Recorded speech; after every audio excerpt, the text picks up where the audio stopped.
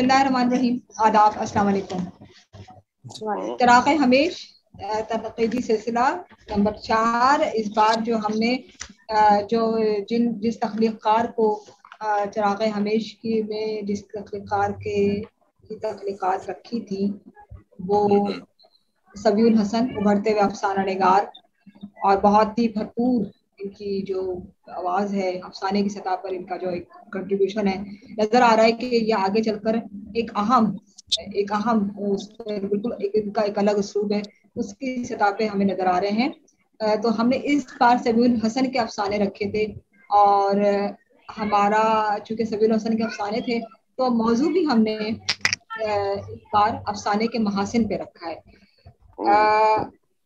अफसाने के हम महासिन पे तो हम गुफ्तगू करेंगे। आज हमारे साथ जो दोस्त हैं उनका तारुफ करवाएंगे, लेकिन सबसे पहले मैं बताऊं कि सबीउल हसन जो है वो अफसाने के हवाले से एक नाम है। आप सभी को जहाँ तक मैं सभी आप कराची में आपका क़याम होता है मेरे ख्याल में, लाहौर में सबीउल हसन। सभी माइक अनम्यूट कीजिए। जी, मैं सेंट्रल पंजाब से हूँ। ठीक है, सही। मंडी भावर डिस्ट्रिक्ट से। हम मुंतज़िर ये भी हैं कि सबीउल हसन के अफसाने का मजमुआ भी बहुत जल्द हमारे साथ हमारे इसमें होगा, और हम उस पर भी गुफ्तगू करेंगे। इस बार जो जिन हमारे तजिया निगारों ने सबीउल हसन के अफसानों पे बात की, उनमें काफ़ी भरपूर बात हुई, उनके अफसानों को भरपूर तौर पर तजिया किया गया, उस पर बात हुई, हर सतह पे बात हुई। और चराग़ हमेश तनक़ीदी फोरम का मकसद ही है ये कि बहुत खुलकर मुकम्मल तौर पर मतलब इसमें ये नहीं हो सकता कि हम कोई बायस्ड रखें या कोई और मतलब बात दफ़ा ये होता है कि चढ़ाया तो उतारे नहीं जा रहा। तो मतलब हमें चराग़ हमेश की पहले से लेकर अब तक जितने भी हमारे तख्लीक़ार आए उनको उनकी तहरीरों को हर सतह पे देखा गया। तो सबीउल हसन के अफसानों पे डॉक्टर जिन लोगों ने इस बार गुफ्तगू की उसमें राशिद जावेद अहमद साहब हमें ज्वाइन भी कर चुके हैं। अस्सलाम वालेकुम राशिद साहब, कैसे हैं? राशिद जावेद अहमद साहब ने गुफ्तगू की, और मतलब उन्होंने, अगर मैं ये कहूँ कि उन्होंने उनके अफसानों फीकी चाय, चश्मगोल, जहन्नम का क्यूबिकल नंबर 7, बारिश हो रही है, मुझाहिर इस पर गुफ्तगू की। और राशिद जावेद अहमद साहब को इनके अफसानों में इबहाम और अलामतियत कुछ इस तरह नजर आई कि बाज़ दफ़ा उनको ऐसा लगा कि वो जो है कारी पे इसका इब्लाग नहीं पूरी तौर पे हो रहा है। और लेकिन एक जो अफसाना जिस पर बहुत लोगों ने गुफ्तगू की वो है बारिश नहीं हो रही, जो सियासी जबर और आमरीत को मौजू बनाते हुए बहुत, मतलब एक बात ये भी है कि मौजू तो ज़ाहिर नया नहीं है, लेकिन जिस तरह सभी ने इसको को बढ़ता है वो बहुत कि जी वो किरदार कहता है कि नहीं हाँ बारिश नहीं हो रही, क्योंकि बारिश हो रही है, तबाहियाँ हो रही हैं, लेकिन जब वो एक हिसार में चला जाता है तो उसको कहना पड़ता है कि बारिश नहीं हो रही। इसी तरह डॉक्टर अजीजा अंजुम ने इनके अफसानों पे राय दी, अपनी राय का इजहार किया, और वही कि सभी किस तरह जिंदगी कर बयान करते हैं। इसी तरह शाला नकवी एक खातून है, उन्होंने भी इनके अफसानों पे इनके मुझाहिब खूब को पसंद किया, और इनका अफसाना है। शिफा चौधरी ने इनके अफसानों पे राय दी और इनके उसलूब को बिल्कुल अछूता उसलूब करार दिया, बिल्कुल अलग उसलूब करार दिया। इसी तरह हम देखते हैं तो सैयद कामिल शाह शायर भी हैं, अफसाना निगार भी हैं, उन्होंने भी इनके अफसाने पे गुफ्तगू किया, और सभी को उभरता हुआ अफसाना निगार और नई आवाज दिया कि बहुत ही भरपूर आवाज है। यकीनन इसमें कोई शक नहीं है कि सबीउल हसन के अफसाने, यानी अभी हम देख रहे हैं कि सभी के पास अभी हमें काफी वक्त है, यानी कि ये इतने अभी इब्तदाई में उन्होंने इतना ताकतवर उसलूब है इनका, तो यकीनन आगे चलकर सबीउल हसन एक बिल्कुल अलग है शनाख्त बनाएंगे। बल्कि हमारी तो दुआ है कि उनके अफसानों का मजमुआ भी आए। اچھا، اسی طرح سید انور ظہیر رہبر صاحب نے ان کے افسانوں پر رائے دی ہے. سید انور ظہیر رہبر ہمیشہ وقت نکال کر ہمارے تخلیق کاروں کی حوصلہ افزائی کرتے ہیں اور یہ ایک بڑی بات ہے. خود ان کے جو بھائی انور سرور غزالی بھی شام افسانہ کا انعقاد کر رہے ہیں. تو یہ لوگ یہ جس طرح انہوں نے سبیر حسن کی حوصلہ افزائی کی، ان کے افسانوں پہ رائے دی، اس کو دیکھ وہ یہی کہ سبیر حسن تازہ آواز ہیں، بہت افسانے کی بھرپور آواز ہے. مطربہ شیخ نے ان کے افسانوں پر رائے دی. مطربہ شیخ کو ان کے افسانے جو ہے وہ بہت منفرد نظر آئے، بہت الگ طور پہ نظر آئے. اسی طرح اگر ہم دیکھیں تو میرے پاس تو اتنی لمبی لسٹ ہے سبیر حسن کے افسانوں کی کہ میں کیا بتاؤں. زیب اسکار صاحب نے اپنے ان کا آڈیو میسج تھا کہ سبھی کے افسانوں کو دیکھتے ہوئے افسانے کا جدید افسانے کی ایک بھرپور آواز، انہوں نے اس کو کہا کہ جدید افسانے کی ایک بلکہ زیب اسکار صاحب کے کا جو ان کے افسانوں پر رائے تھی وہ مجھے الگ سے بھی دی گئی کہ یہ ایک بڑی بھرپور رائے دی گئی ہے. زیب صاحب ظاہر گفتگو بھی کرتے ہیں تو پھر افسانے پہ تفصیل سے گفتگو کرتے ہیں. یقیناً ایک بڑی بات یہ ہے کہ ہمارے بہت کم ایسا ہوتا، ایسا کوئی رویہ نہیں ہے کہ ہمارے جو نئے لکھنے والے ہیں ان کو زیب صاحب نے بھرپور طور پہ آگے بڑھایا ہے. ایسا نہیں کیا انہوں نے کہ انہیں جو ہے سینئر ہونے کے ناطے ان کو آگے نہیں آنے دیا. ایسا بھی ہمارا ادب میں ایسے حالانکہ بہت سی چیزیں دکھائی دی ہیں کہ نئے لوگوں کو آگے نہیں آنے دیا جاتا، مگر زیب صاحب اس حوالے سے بہت ان کا وہ ہے کہ وہ نئے لوگوں کو آگے لاتے ہیں اور ان کی حوصلہ افزائی ہی نہیں کرتے بلکہ ان کو بھرپور طور پہ چاہتے ہیں کہ وہ آگے آئیں، ان کو ایک پلیٹ فارم مہیا کرتے ہیں. مہاجبی آصف نے ان کے افسانوں پہ رائے دی اور ان کے افسانوں کو سراہا اور کہا کہ بالکل جداگانہ افسانے ہیں، انداز ہے ان کا. اسی طرح نسیم انجم نے ان کے افسانوں پہ رائے دی، جو کہ نسیم انجم صاحبہ کی کہانی ان کے افسانوں میں جو بھی ان کے افسانے جتنے بھی افسانے ان میں ہمیں مکمل طور پہ ابلاغ نہیں ہو رہا، مکمل طور پہ اس میں ظاہر ہے ہمارے جیسے راشد جاوید احمد صاحب نے، نسیم انجم صاحبہ نے ان کو اس طرح دیکھا کہ ابھی شاید اور بھی طرح سے لکھیں تب جا کے بہت سی چیزوں کا ابلاغ ہوگا، پوری طور پہ ابلاغ ہوا نہیں ہے. نسیم انجم صاحبہ نے ان کو اس طرح سے دیکھا ہے. اور اسی طرح اگر ہم دیکھیں تو شہناز پروین صاحبہ نے بھی ان کی افسانوں پہ رائے دی ہے. اور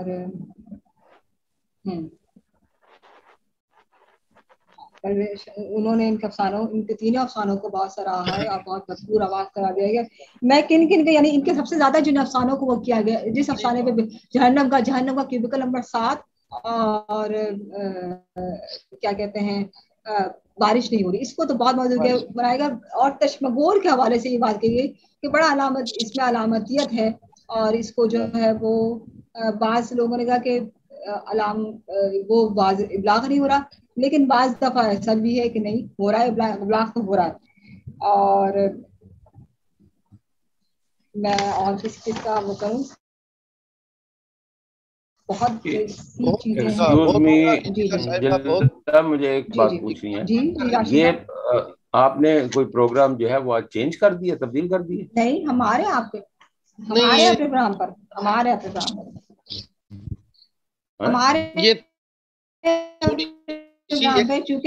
چونکہ سبی الحسن اس بار ہم نے سبیر حسن پہ رکھا تھا تو میں نے تھوڑا سا بیان کر دیا کہ اس بار کن لوگوں نے ان پر کن تجزیہ نگاروں نے ان کے افسانوں پر گفتگو کی.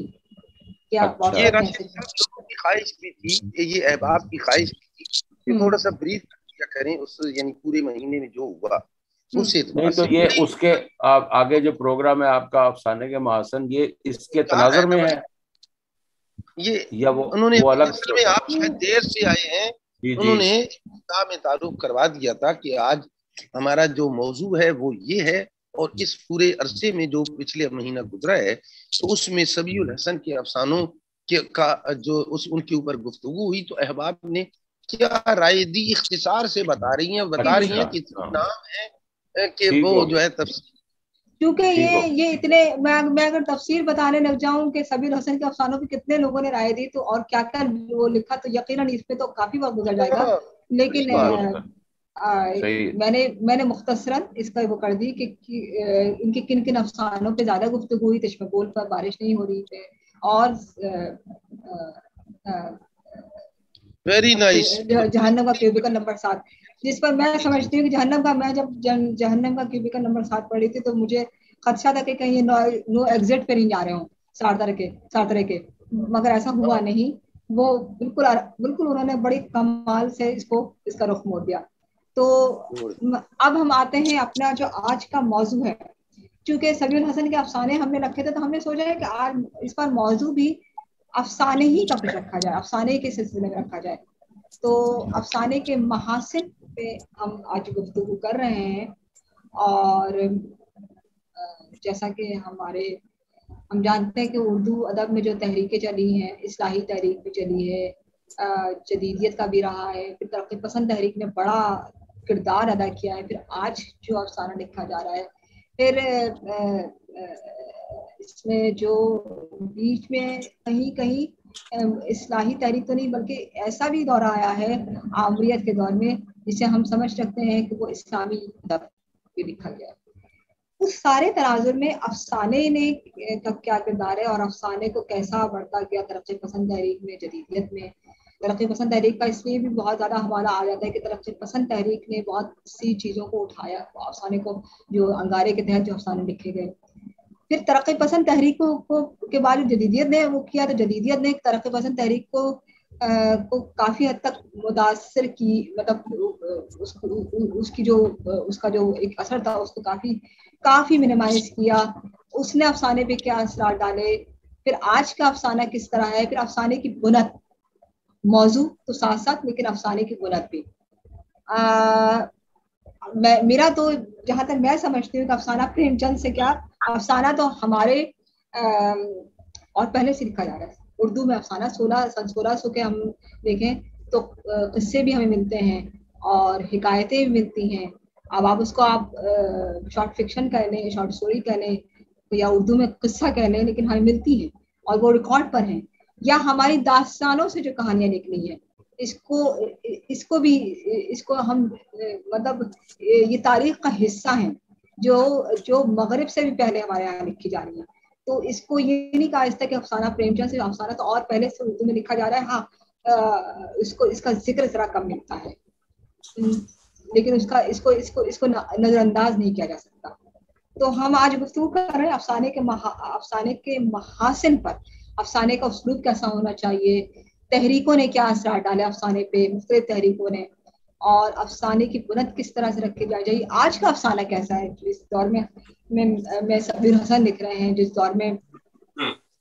دور میں ہمیں ابھی منیر احمد فردوس بھی جانکار ہے, جس دور میں منیر احمد فردوس لکھ رہے ہیں, جس دور میں آصف علی آصف لکھ رہے ہیں, جس دور میں ماجبی آصف لکھ رہی ہیں, ماریہ مہوش لکھ رہی ہیں. آج کا افسانہ کس تناظر میں دیکھا جا رہا ہے, اس پر ہم گفتگو کریں گے. ہمارے ساتھ جو آج تجزیہ نگار افسانے پہ ناقدین جو گفتگو کے لیے موجود ہیں, زیباسکار حسین صاحب, افسانہ, شاعری, تنقید, صحافت کے حوالے سے ایک بڑا نام زیباسکار حسین صاحب, اور ہم انہی کی سرپرستی میں بہت سے پروگرام کرتے ہیں. جیسا کہ میں نے کہا کہ ان کی حوصلہ افزائی سے ہم آگے بڑھتے ہیں. اسی طرح سے ہمارے ساتھ موجود ہیں راشد جاوید احمد صاحب, شاعر, افسانہ نگار. یہ آپ کی شرارت ہے, میری شرارت؟ میرا نام آپ نے مقررین میں شامل کر دیا ہے. جی یہ شرارت انہوں ناگزیر تھی. تو جی تو راشد جاوید احمد صاحب موجود ہے, تنقید, افسانہ, شاعری کے حوالے سے اہم نام. پھر آپ ایک اور بہت زیادہ ہم شکر گزار ہیں ان کے کہ انہوں نے بہت جگہ دی, بہت حالانکہ بڑا سخت محکمہ ہوتا ہے اور بڑا اہم محکمہ ہوتا ہے ان کا تنقید کے حوالے سے, لیکن یہ سراہتے ہیں اچھی تحریروں کو, اچھے اس کو, اور پھر ان کا جو ایک وہ ہے, ایک نقطہ نظر ہے, اس کے حوالے سے بات کرنے میں.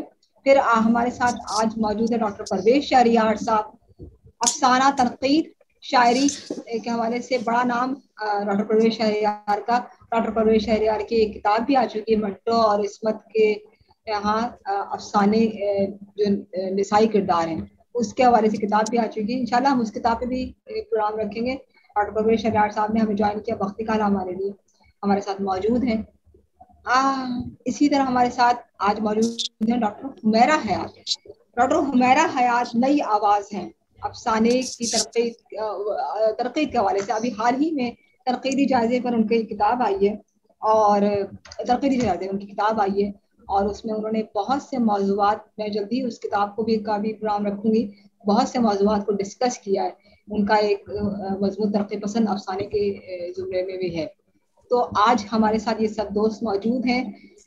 اچھا, میں پروگرام تو ابھی جب لیکن میں یہ بھی بتا دوں کہ اس سیشن, یہ جب سیشن ختم ہو جائے گا تو سیشن ختم ہونے میں 6 منٹ باقی ہیں, اور جو ہمارے نئے دوست ہیں وہ اسی لنک پہ ہمیں دوبارہ جوائن کر لیں گے.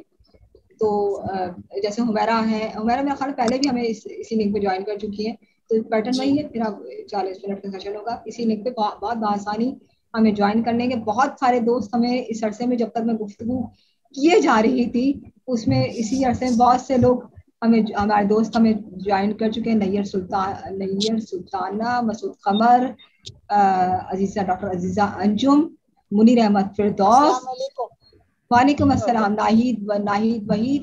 ہمارے تمام دوست ہمیں اس عرصے میں جوائن کر چکے ہیں. مسعود قمر صاحب نے بھی اس عرصے میں ہمیں جوائن کر لیا تھا. تو منیر احمد فردوس موجود ہیں. جی منیر احمد فردوس بھی ہمارے ساتھ موجود ہیں.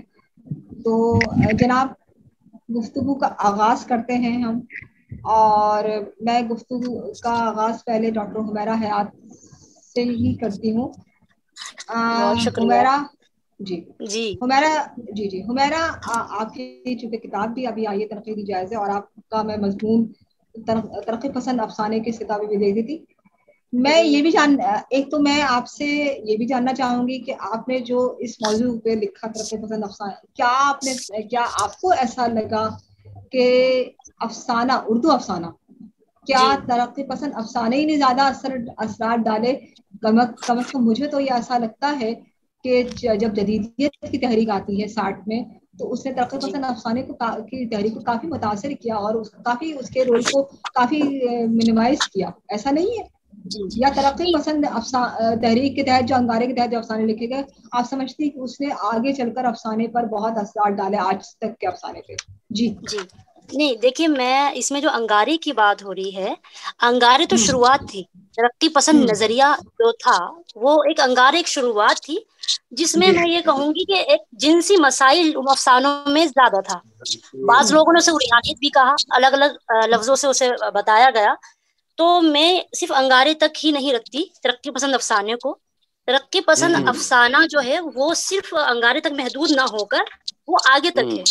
کرشن چند ہیں اس میں, جی مطلب اس میں اور بھی چیزیں شامل ہیں, اس میں اور بھی افسانہ نگار شامل ہیں. جیسے کہ اس کے ہمارے یہ ہیں کیا کہتے ہیں, اب ہم منٹو کو تو اس میں نہیں رکھتے ایک طرح سے, نہ ہی ہم عصمت کو رکھتے. جی نہیں, میں آپ کو ہی بتا رہی ہوں, جیسے آپ نے کہا کہ یہ جو افسانے انگارے کے افسانے ہیں وہ آگے چل کے جب جدیدیت آئی تو وہ اس پہ اتنا تاثر نہیں رہا, ختم ہو گیا. لیکن میرا جو مضمون ہے یا جو میں سمجھتی ہوں, تو میں یہ سمجھتی ہوں کہ ترقی پسند افسانہ صرف انگارے تک محدود نہیں ہے. اس میں بہت سارے نام ہیں. احمد ندیم قاسمی ہیں, اس میں کرشن چند ہیں, اس میں حیات اللہ انصاری ہیں, اور بہت ایسے نام ہیں جنہوں نے افسانے اچھے اچھے لکھے. اور وہ ترقی پسند اس لیے ہیں کیونکہ اس میں اس وقت کی حقیقت نگاری تھی. اب کیونکہ دیکھیے زمانہ جس طرح بدلتا رہتا ہے تو زمانے کے حالات بھی بدلتے رہتے ہیں. تو جب جدیدیت کا زمانہ آیا تو حالات بدلے یقیناً, تو اس کا ادب پر بھی اثر پڑے گا. لیکن جب تک ترقی پسند رہی تو ترقی پسند کے جو حالات تھے وہ تو ہر ادب تغیر تو کائنات کا اصول ہے یقیناً ہے, اور اس کا اثر بھی ادب پر پڑتا ہے. تو ہمارے جو اس وقت یعنی کہ 1936 سے ترقی پسند کا ہندوستان میں جو ابتدا ہوئی تھی, اس وقت سے جو بھی ادب تھا وہ متاثر ہوا. اس میں تنقید بھی تھی, افسانہ بھی تھا, شاعری بھی متاثر ہوئی بہت زیادہ. اور لیکن افسانے کو میں اس لیے ترجیح دی میں نے کیونکہ افسانہ جو تھا، دیکھیے پریم چند تو ایک اچھا نام ہے، آپ سبھی کو پتا ہے کہ پریم چند کا جو کفن ہے وہ ایک اہم افسانہ اس لیے مانا گیا کیونکہ اس میں حقیقت پسندی تھی، حقیقت نگاری تھی، اور حقیقت نگاری سے مراد ہے سماج میں جو چل رہا ہے، ہمارے آس پاس کے ماحول میں جو چل رہا ہے. تو میں یہ تھی کہ ترقی پسند نے ہی حقیقت نگاری کو واضح کیا، جدیدیت نے نہیں کیا، یا اس سے پہلے نہیں ہوا، بے شک ہوا ہوگا لیکن اور ہوا ہے، لیکن ترقی پسند نے بالکل ڈائریکٹ طور پر براہ راست اس نے سیدھے لفظوں میں، سیدھی زبان میں زندگی کی نشیب و فراز حقیقت اور کڑوی حقیقتوں کو میں کہوں گی قاری کے سامنے رکھا، عوام کے سامنے رکھا، تاکہ وہ سماج میں جو یہ کہیں گے کہ صحیح لفظ ابھی میرے زبان پہ نہیں آ رہا. اگر ہمیں جوائن کر چکی ہے گفتگو کیجیے، گفتگو کو آگے بڑھائیے ہمارا صاحبہ. جی جی تو بس میں یہی کہنا چاہ رہی ہوں کہ ترقی پسند افسانہ وہ اپنے عہد کی آواز تھا، جو اس عہد میں جو بھی تبدیلیاں رونما ہو رہی تھی، سماجی ہو، معاشی ہو، جتنی بھی تھیں، وہ سب اس میں انہوں نے اس وقت کے افسانہ نگاروں نے بیان کی، نہ صرف افسانہ نگاروں نے، اور اس وقت کے جو اگر ہم خاص طور پر افسانہ نگاری کی ہی بات کریں تو وہ صرف انگارے تک محدود نہیں ہے، بہت آگے تک ہے، جب تک جدیدیت نہیں آیا، اور جدیدیت کے بعد بھی بہت سارے ترقی پسند ابھی بھی ہے، کہیں نہ کہیں لوگ لکھ رہے ہیں. اور یہ ایسا بھی نہیں ہے کہ نا کہ جدیدیت اس سے تاثر، جدیدیت آنے کے بعد یہ چیز ختم ہو گئی، ایسا نہیں ہے. جدیدیت جب آئے تو اس کا زمانہ الگ، اس کے اثرات الگ پڑے، میں بس اتنا ہی کہوں گی. اور ترقی پسند کا جو تھا اس کے اپنے اثرات تھے، اس وقت ادب پر پڑے تو وہ لوگوں نے اس وقت ظاہر کیے، لیکن یہ صرف انگارے تک ہی محدود نہیں ہے، انگارے سے آگے بھی انگارے تک. ہاں بالکل صحیح ہے، بالکل صحیح ہے. ترقی پسند تحریک نے افسانے پہ اثرات ڈالے آگے تک. یہ ہمارا حیات کہہ رہی ہوں بالکل کہ یہ ایسا ہے بھی، واقعتاً ایسا ہے. ہمارے ساتھ ڈاکٹر پرویز شہریار ہی موجود ہیں. ڈاکٹر پرویز شہریار، جیسا کہ میں نے کہا کہ انہوں نے منٹو اور نسبت پر بھی کام کیا، بیدی پہ بھی کام کیا ہے. ڈاکٹر پرویز شہریار، آپ کیا سمجھتے ہیں، چونکہ منٹو بلکہ کسی مخصوص تحریک سے وابستہ ہو کے تو نہیں تھے، وہ تو آزادانہ طور پہ لکھ رہے تھے، اور وہ بلکہ ایک وقت ایسا بھی تھا کہ جب ان کو ترقی پسندوں کی مخالفت کا بھی سامنا کرنا پڑا. اور پھر ہم دیکھیں کہ عصمت کا جو عصمت پہ بھی آپ نے لکھا، تو عصمت نے جو ایک متاثر کیا خواتین افسانہ نگاروں کو، بلکہ اوور آل افسانے کو متاثر کیا انہوں نے اپنے یہاں. تو ہم کیا دیکھتے ہیں آپ کے افسانے پر منٹو اور عصمت کے بعد جو اثرات آئے ہیں، یا انہوں نے جس طرح سے اثرات دیا، یا کس حد تک وہ ترقی پسند تحریک جو کہ بہت زوروں پہ تھی اس سے الگ ہٹ کر وہ اپنے آپ کو وہ باقاعدہ اس کو ایک بھرپور آواز کے طور پہ رہے اور انہوں نے اثرات ڈالے آگے تک. جی ڈاکٹر پرویز شہریار.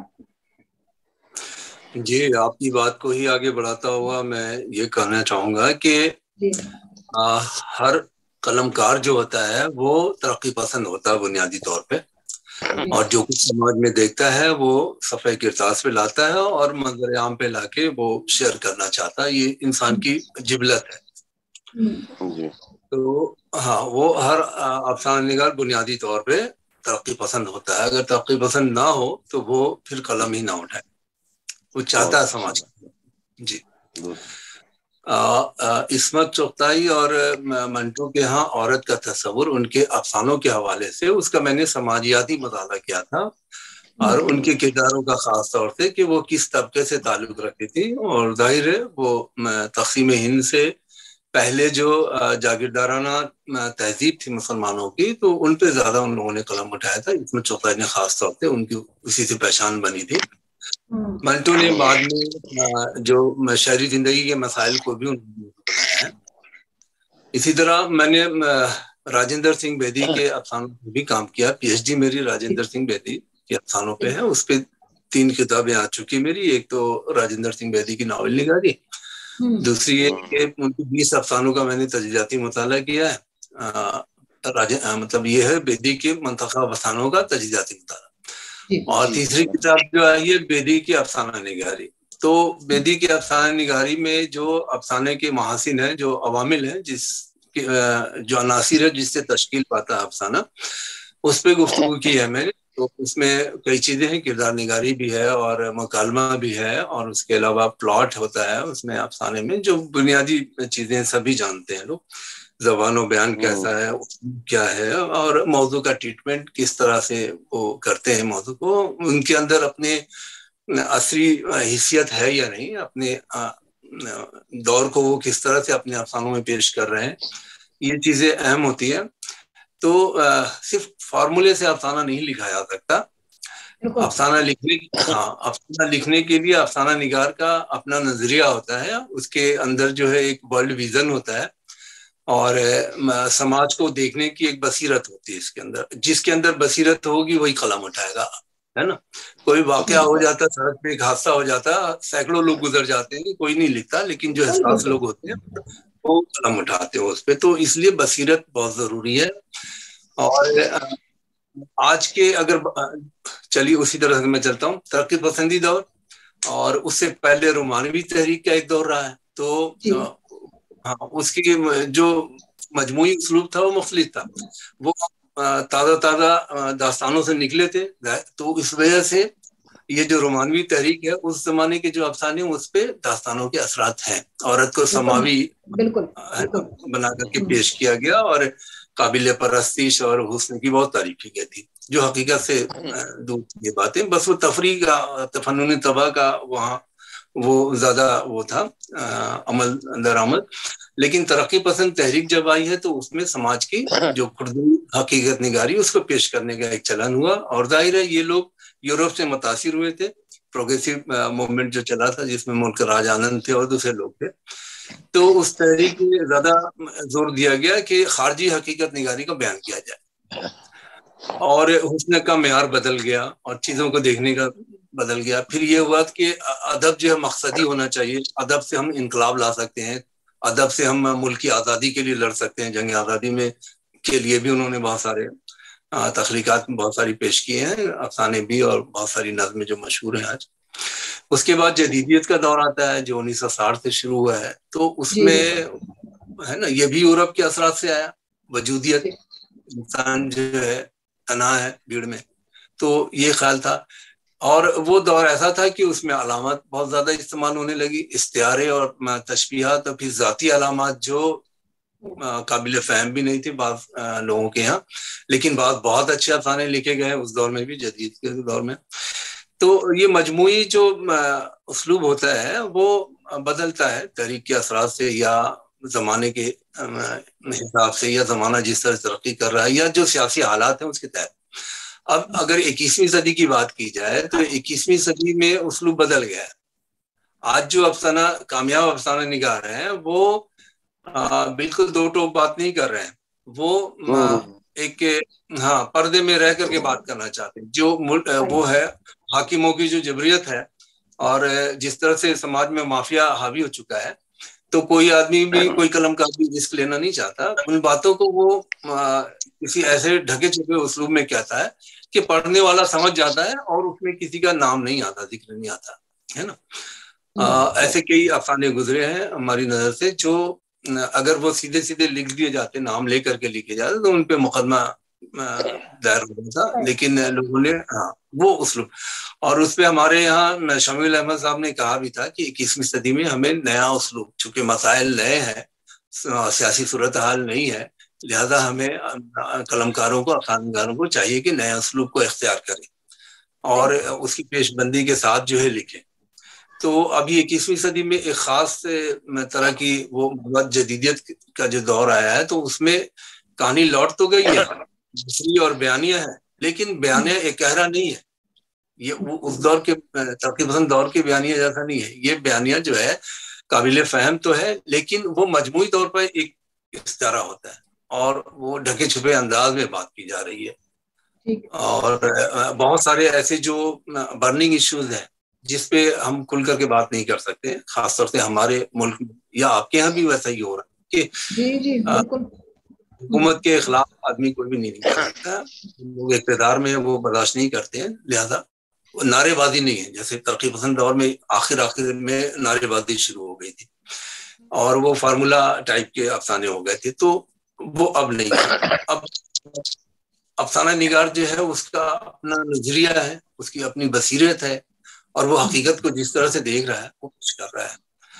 تو میرا کہنا یہ ہے کہ کوئی بھی افسانہ جو ہے وہ صرف فارمولے سے نہیں لکھا جا سکتا ہے نا، اس میں افسانہ نگار کی اپنی ذاتی تجربات ہیں، زبان و بیان پہ قدرت ہونی چاہیے، اور اس کو موضوع کو کس طرح سے ٹریٹ کر. ایک ہی موضوع پہ 10 افسانے لکھے جا رہے ہیں لیکن سب الگ الگ ہیں، تو یہ اس دور کی خاص خوبی ہے کہ بامعنی افسانے لکھے جا رہے ہیں، بامقصد افسانہ لکھے جا رہے ہیں، اور اس کے اندر کہیں نہ کہیں احتجاج ہے. پوری دنیا میں جو آج افسانے لکھے جا رہے ہیں کہیں نہ کہیں احتجاج کا پہلو ہے، ایک بے چینی ہے، قلمکار محسوس کرتا ہے وہ کھل کے بات نہیں کر رہا ہے، گھٹن ہے، تو اس چیز کو افسانے میں لوگ بہت اچھے سے کر رہے ہیں. صحیح ہے، بالکل ٹھیک. اچھا، میں راشد جاوید احمد صاحب کے پاس جانے سے پہلے منیر احمد فردوس نے کوئی سوال کرنا چاہ رہے تھے تاکہ وہ کہیں وہ سوال رہ نہ جائے. منیر صاحب، آپ نے وہ چیٹ پہ لکھا بھی، آپ سوال کر لیجیے جو سوال کر رہے تھے آپ. منیر احمد فردوس کو بہت اچھا افسانہ نگار ہے. منیر صاحب،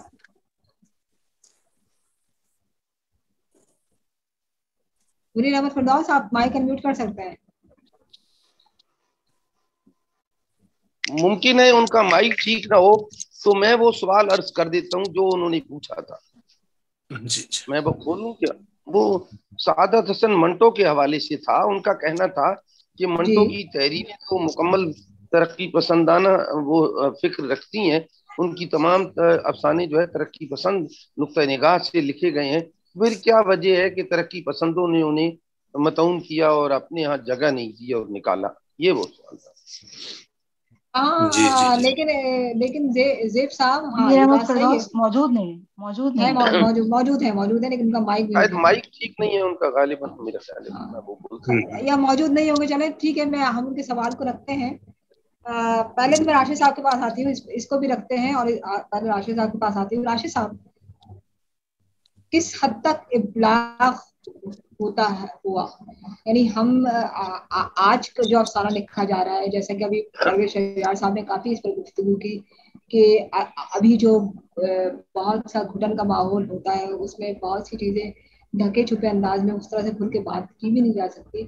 تو کیا افسانے نے سفر کرتے کرتے، اگر ہم بہت سی تحریکوں، ترقی پسند ملیگیت یا جو بھی تحریکیں تھی، ان کو اس تک آتے آتے کیا افسانہ اب ایسا ہے کہ وہ ابلاغ اس کا ہوا، ابلاغ ہونا ضروری تھا یا نہیں، یا افسانہ نگار جو ہے وہ اپنی ایک اس میں کہ ٹھیک ہے میرا ابلاغ اگر نہیں بھی ہو رہا میں تو اپنے لکھ رہا ہوں، یا پھر ایسا ہوتا کہ قاری کو اتنا ذہین ہونا چاہیے تھا کہ وہ افسانہ نگار کے اس کو جان سکتا.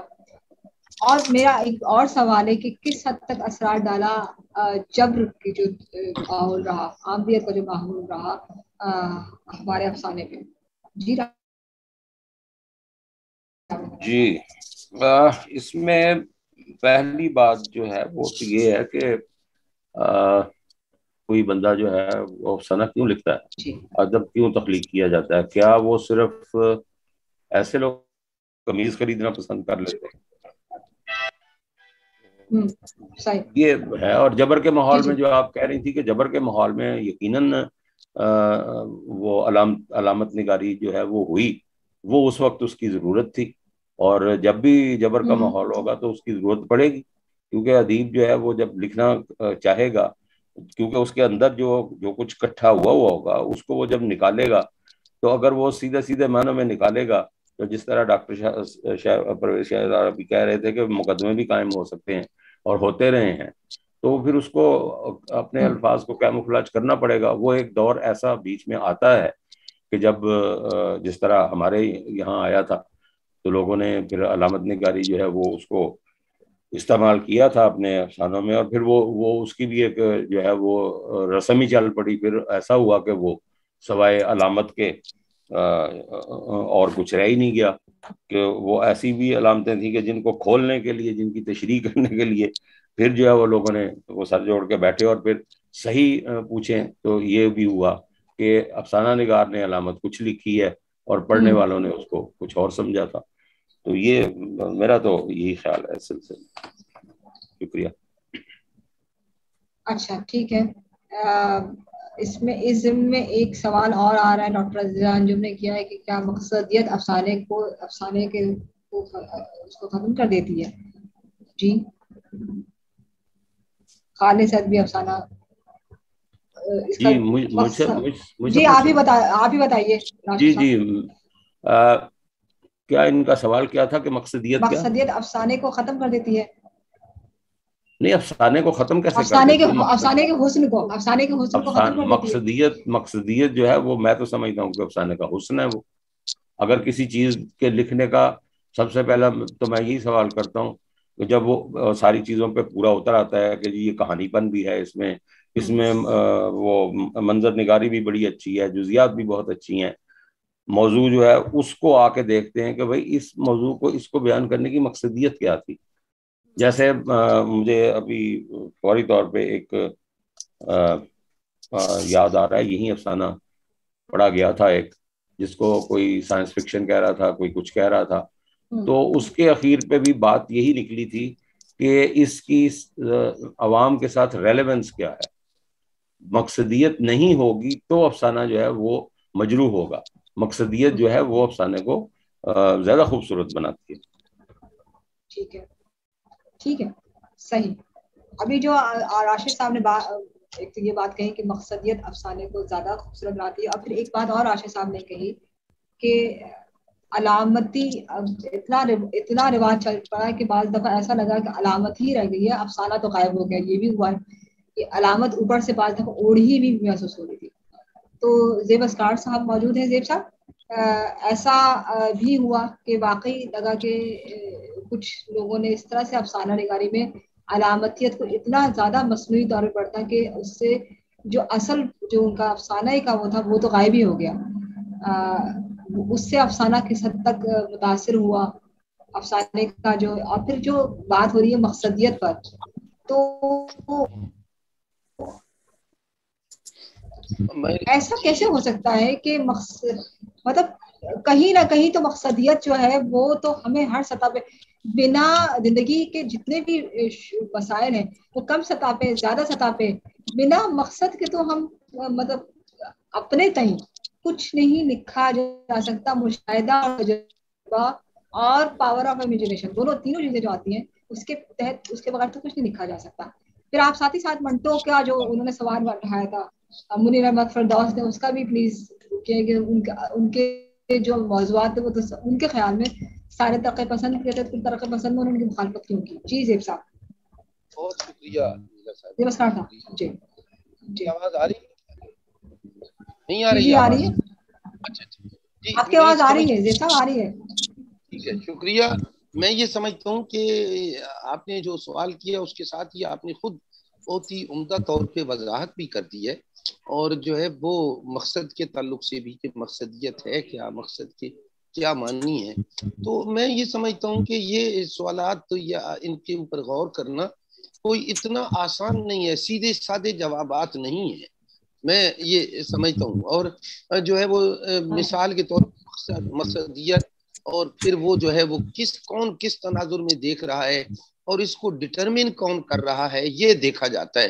بس اوقات انڈیویجولز کی رائے جو جیسے ابھی منٹو کے حوالے سے بھی میں سمجھتا ہوں کہ وہ بعض انڈیویجولز کا اپنا پرسیپشن تھا کہ منٹو جو ہے وہ یہ جو کر رہے ہیں، تو انہوں نے کہا کہ ٹھنڈا گوشت دیکھیے اس میں یہ ہے، تو وہ لوگ بھی وہی بات کر رہے تھے جو اس وقت کی اسٹیٹ کر رہی تھی، یا کچھ جو ہے وہ فنڈامنٹلسٹ لوگ یا وہ لوگ جن کو بات سمجھ میں نہیں آ رہی تھی، وہ بالکل ہی ایک سیدھی طریقے سے دیکھنے کے عادی تھے.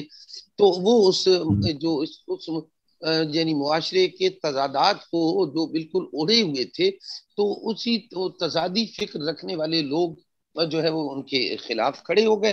تو ادھر جو ہے ترقی پسند بھی اگر کھڑے ہو گئے تو اس میں بھی میں یہی کہوں گا کہ وہ جیسے رات کو ہم ایک مضمون بھی سن رہے تھے کہ علی صدر جعفری صاحب کیا کہہ رہے تھے. تو لوگ ہیں تو ایک لحاظ سے جیسا کہ ابھی کہا بھی کچھ دیر پہلے جو ہے حمیرہ نے بھی یہ بات کہی کہ کہاں پہ آ کے وہ سلوگنزم کی شکار ہو گئی تھی ترقی پسند تحریک, ایک نعرہ بازی کی شکار ہو گئی تھی. تو نعرہ بازی کی تو حوصلہ افزائی ان معنوں میں صرف آرٹ کے حوالے سے جو ہے کبھی نہیں کی گئی. اس میں بہت سے یہ بھی کوشچن سامنے آئے کہ اگر آپ کو جو ہے وہ افسانے کے جو ہے وہ فارم کو استعمال کرنا ہے تو پھر اس کی بجائے آپ جو ہے مضامین لکھ سکتے ہیں تبدیلی کے لیے, اور بہت سے راستے ہیں, یا آپ جو ہے وہ احتجاج کے لیے آپ مضامین لکھ سکتے ہیں, مقالے لکھ سکتے ہیں, کتابیں لکھ سکتے ہیں, پولیٹیکل پارٹیز جوائن کر سکتے ہیں. یہ سوالات آپ کو پتہ ہے انڈر ڈسکشن رہے ہیں. تو پھر آپ جو ہے ایک طرف ابھی بڑی بھرپور گفتگو کی ڈاکٹر پرویز شہریار نے اور حمیرہ حیات نے, میں سمجھتا ہوں, اور پھر خود ہمارے راشد جاوید احمد صاحب نے بڑی اچھی گفتگو جاری ہے, اور آپ نے بھی اس میں جو ہے وہ بڑا گفتگو کے دوران بہت ویلیو ایڈیشن کی ہے. تو میں اس ساری گفتگو کو بھی دیکھتے ہوئے یہ بات کہوں گا کہ خود ایک طرف یہ سوال جب اٹھایا گیا کہ فارمولا بیسڈ جو ہے وہ افسانے نہیں چل سکتے, یہ دریافت کیا گیا. ابھی ڈاکٹر شہریار نے جو بتایا یا حمیرہ نے کہا تھا کہ وہ جو کفن ہے, اور اس سے پہلے وہ جو ہے کفن میں بڑے کروڈ ریئلٹیز سامنے آ گئیں, بہت ہی خوفناک معاشرتی حقائق.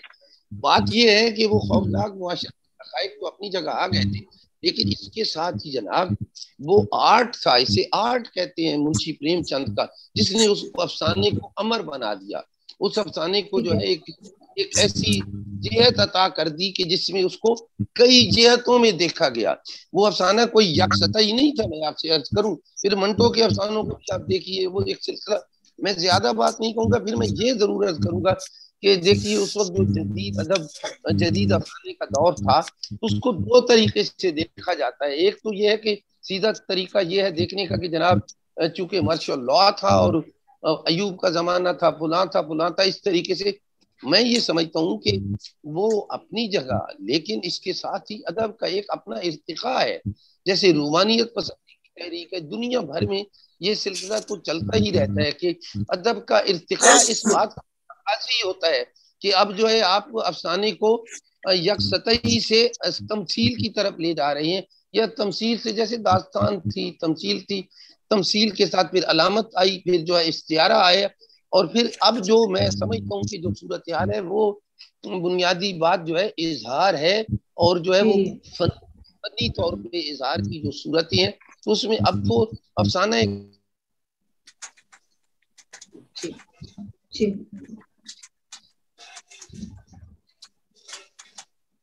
سیب صاحب کی آواز, سیب صاحب کی آواز نہیں آ رہی, آپ کی آواز سیب صاحب نہیں آ رہی. اب مائک نہ لا دیو نے سیب صاحب آپ کی آواز.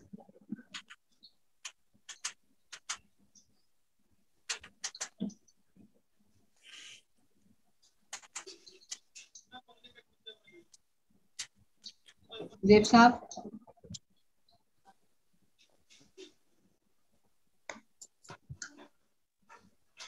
سیشن 10 منٹ بعد ختم ہو جائے گا. چلیے ابھی زیب صاحب آگے ہم سے جب گفتگو کرتے ہیں تو کرتے ہیں.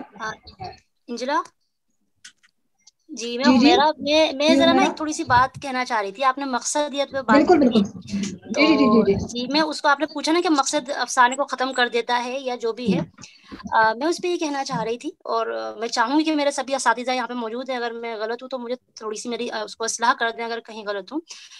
مجھے ایسا لگتا ہے کہ مقصدیت ترقی پسند زمانے میں بھی تھی اور جدیدیت میں بھی ہے, لیکن فرق اتنا تھا کہ اس وقت تو انفرادی طور پہ نہیں تھی, سماجی طور پہ تھی, خارجی طور پہ تھی. لیکن جدیدیت کے جو افسانے تھے اس میں داخلی طور پہ تھی, انفرادی طور پہ تھی. مقصدیت تب بھی تھی اور اب بھی ہے. میں یہ کہنا چاہ رہی تھی جیسے کہ بلراج مر کا ایک افسانہ میں نے پڑھا تھا, ماچس, اس میں بھی ایک مقصد تھا, وہ بہت اچھا افسانہ ہے اس میں. تو اس میں یہ تھا کہ بھئی ایک انسان اپنا کی ایک کسی چیز کی ایک چیز کو پانے کے لیے کس طرح جدوجہد کرتا ہے یا کوشش کرتا ہے، لیکن اس کے اندر ایک جنون ہونا چاہیے، ایک ہے نا اتنی محنت ہونی چاہیے کہ اس چیز کو پالے۔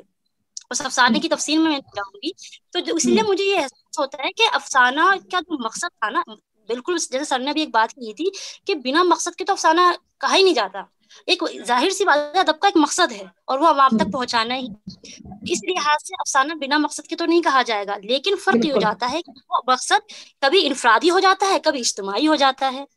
جی جی تو جی یہاں پر بس اتنا ہی فرق ہے۔ اسی طرح ترقی پسند کا تھا کہ ترقی پسند جو افسانے لکھے گئے تھے وہ اجتماعی، مطلب ان کا مقصد یہ تھا کہ اجتماعی طور پہ تھا، چاہے ہم یہ کہہ سکتے ہیں کہ وہ ایک ہی موضوع پر تھا، یہ جیسے کہا گیا کہ بھائی سماجیت اس میں زیادہ تھی، سماج کے پہلو زیادہ تھے، لیکن جب ہم جدیدت کی طرف آتے ہیں یا دوسری طرف آتے ہیں جیسے علامت نگاری تجریدی افسانے تھے، ان کا بھی ایک مقصد تھا لیکن وہ انفرادی طور پہ تھے، وہ داخلی طور پہ تھے، اس میں دل مطلب یہ کہا جائے گا کہ اس میں اندر کی آوازیں تھیں، انسان اپنے انفرادی طور پر اس نے افسانے لکھے گا اس ٹائم۔ تو یہ بس کہنا چاہ رہی تھی۔ جی جی بالکل صحیح، وہی بات آگے کہ یہ ہو سکتا ہے کہ ذاتی مشاہدہ، ذاتی سطح یا اجتماعی سطح اور انفرادی سطح، لیکن ایک بات یہ بھی ہوتی بعض دفعہ کہ آپ کا جو داخلی مسئلہ ہے، داخلی جو صورتحال ہے، داخلی تجربہ جو ہے وہ بعض دفعہ اتنا فورسفل ہوتا ہے کہ وہ اجتماعی صورت اختیار کر لیتا ہے، یہ بھی ہوتا ہے۔ جی جی بالکل، میں معافی چاہتا ہوں، ڈسکنیکٹ ہو گیا تھا۔ جی جی جی جی صاحب کنٹینیو کریں۔ اچھا سیشن ایکسپائر ہو جائے تو اسی لنک پر آپ دوبارہ ہمیں جوائن کر لیں گے۔ جی یہ جو گفتگو چل رہی ہے اسی کے حوالے سے ایک دو مختصر چیزیں گزارش کروں۔ جی اسد صاحب کو تو سننا تھا ہمیں، بالکل۔ اسد صاحب زیب صاحب اپنی بات مکمل کر لیں پھر میں آپ کے۔ جی صاحب ٹھیک ہے، شکریہ جی۔ میں بس وہی بات کہہ رہا تھا، گفتگو تقریباً میری تمام ہوئی، میں صرف جو ہے وہ اشارتاً یہ بات کہہ رہا تھا کہ بہت سی باتیں جو ہوتی ہیں وہ اسٹریٹجی اینڈ ٹیکٹکس کی ہوتی ہیں، بہت سی باتیں جو ہیں وہ یہ دیکھا جاتا ہے کہ جو ہے وہ اس کا اینڈ کیا ہے۔ مثال کے طور پہ کیا ہم تخلیقات کو یا آرٹ فارمز کو اور مثلا افسانے کو کیا ہم بطور مین استعمال کر سکتے ہیں؟ تو کن معنوں میں کر سکتے ہیں؟ کیا ہم اس سطح پہ ہیں کہ ہم جو ہے وہ معاشرے کو جگانے کا فریضہ ادا کرنے والے ہیں؟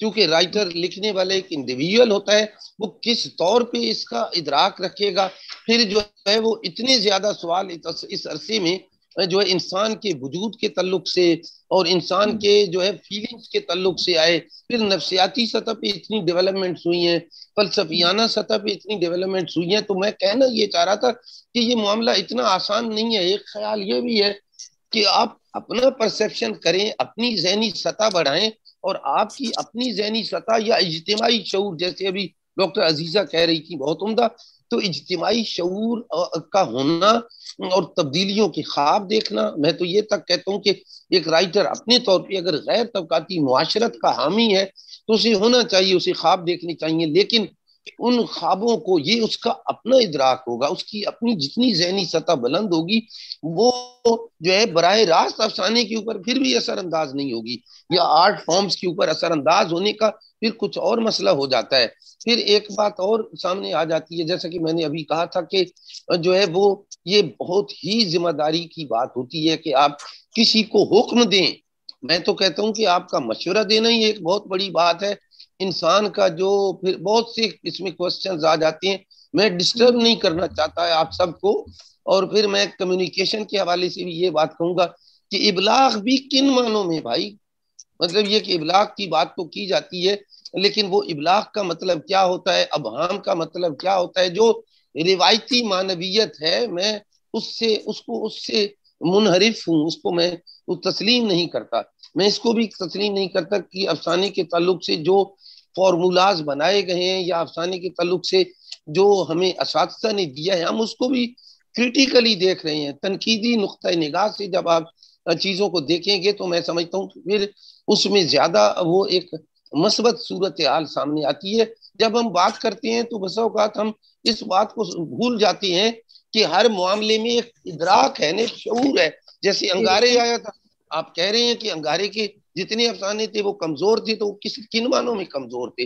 اور اس میں تو سجاد ظہیر جیسے لوگ تھے، ان کے بھی بڑے اچھے افسانے تھے، انہیں ہم مانتے بھی ہیں کہ انگارے نے ایک دھماکہ کر دیا، لیکن ہم یہ بھی جانتے ہیں کہ انگارے میں جو ہے وہ جو اس کا کانٹینٹ کا، ایک اور بات میں بتا دوں کہ انگارے میں صرف جنسیت نہیں تھی، انگارے میں طبقاتی معاشرت کے خلاف شدید احتجاج تھا، اور جو ہے وہ کمزور طبقات کے حوالے سے بات تھی، عورت کا بھی، یعنی کمزور طبقات کے تناظر میں دیکھا گیا تھا، اور اس سارے سٹیٹس کو چیلنج کیا گیا تھا.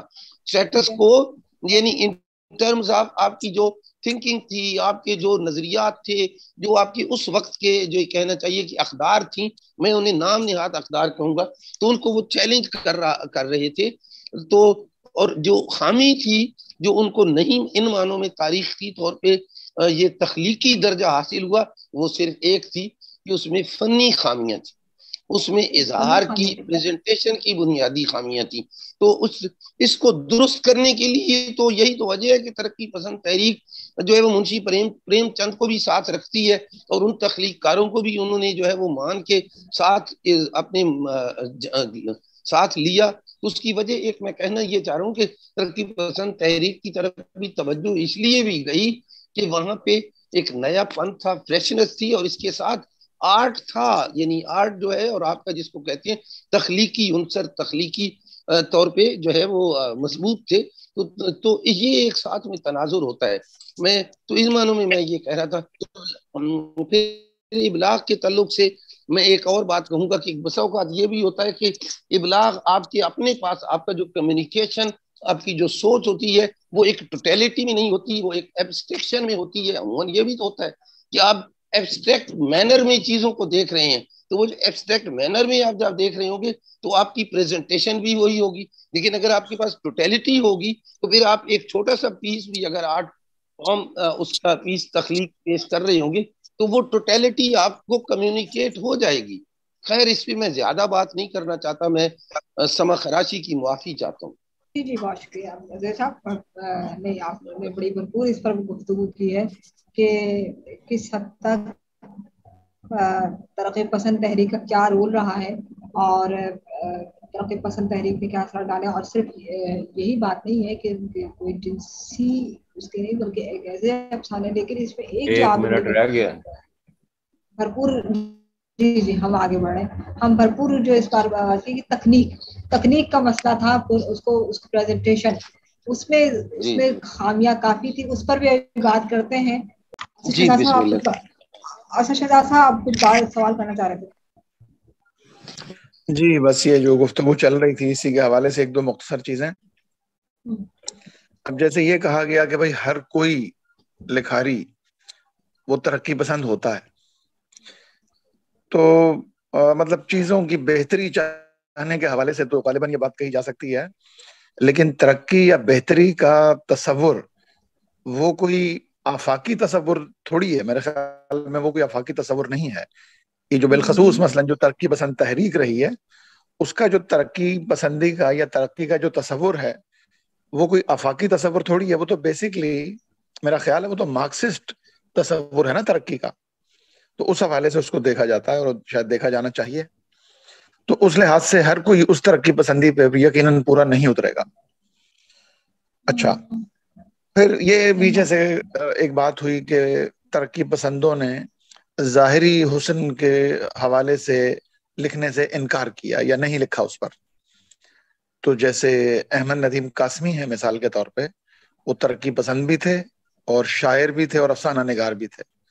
تو ایک شعر میں مثلاً وہ کہتے ہیں کہ کبھی اگر جرم ٹھہرا تذکرہ حسن و محبت کا تو کس کافر سے ملک و قوم کی بھی شاعری ہوگی.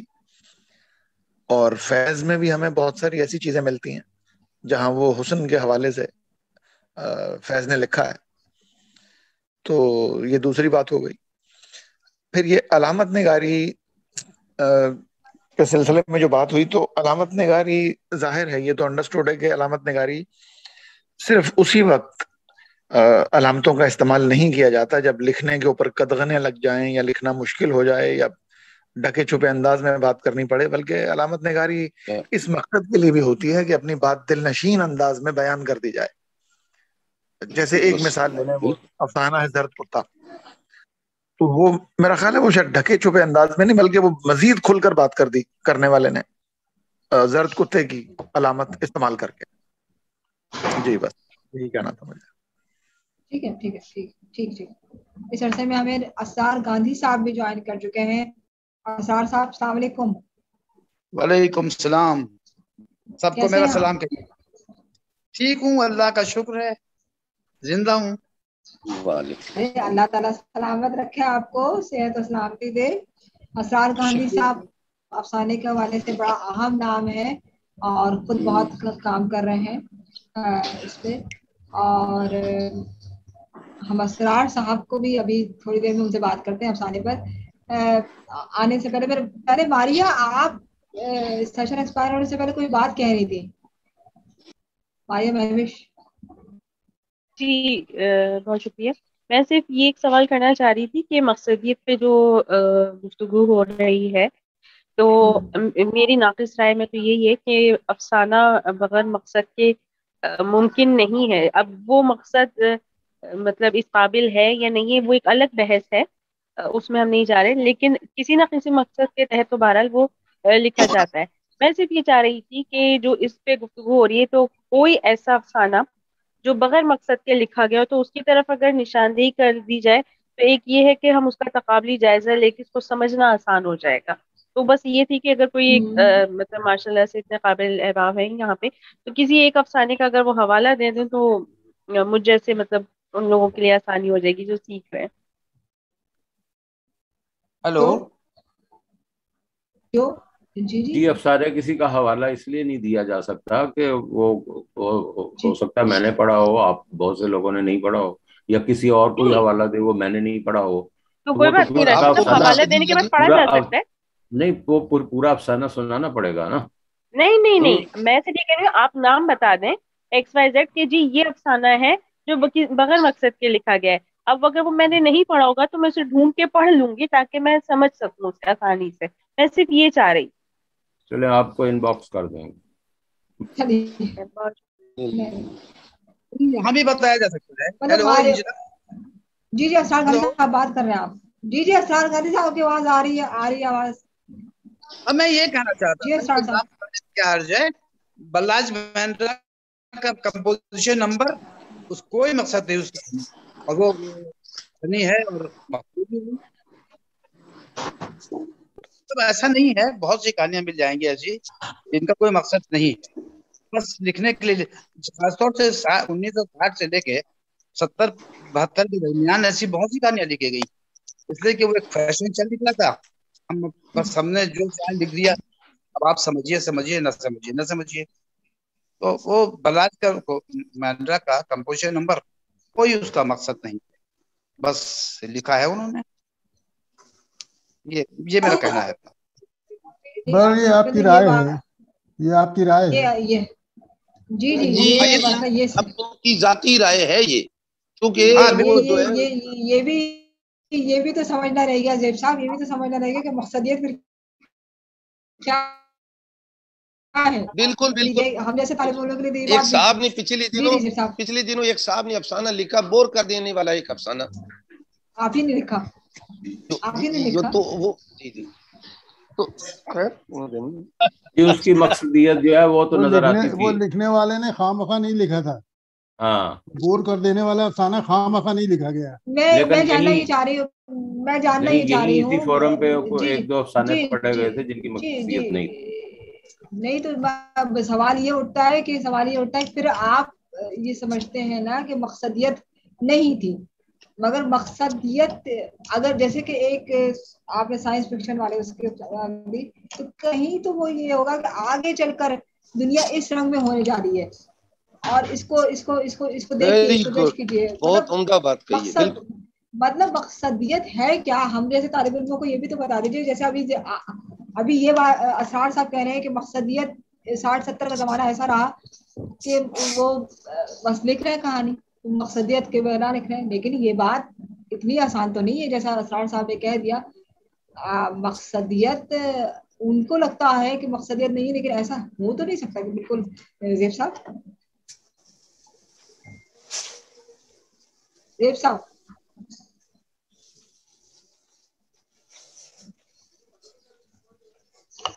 ये मकसदियत वाला मौजू ऐसा है कि इसके ऊपर तो आपको एक अलग पूरा सेशन रखना पड़ेगा, ये कोई आसान बात नहीं है।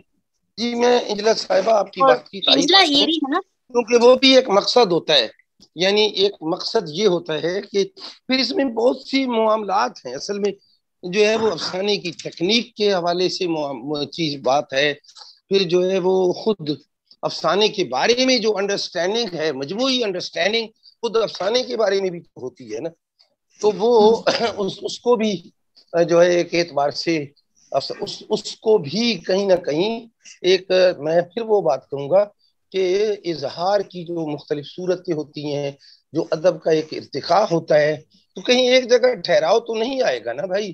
तो ठहराव से निकलते हुए मुख्तलिफ जावियों से, मुख्तलिफ हवालों से जो है वो देखना, ये कोई मेरा ख्याल यानी खारिज इम्कान नहीं है। तो उसमें भी इम्कानात ही होते हैं। अगर कोई अफसाना बज़ाहिर बेमकसदियत की खातिर लिखा जाए तो शर्त इसमें यह है कि वो फनी एतबार से, तख्लीकी एतबार से इतना मजबूत हो तो वो अफसाना भी अफसाना कहलाएगा, बल्कि वो एक तजर्बा ही कहलाएगा। मैं इस तरह से ये देखता हूँ। उसका भी एक मकसद होगा कि यानी वो उन मानों में बेमकसद नहीं होगा। और फिर अब बेमकसदियत के ताल्लुक से मैं जानना चाहूंगा कि क्या मीनिंगलेसनेस का सवाल है या एब्सर्डिटी का सवाल है।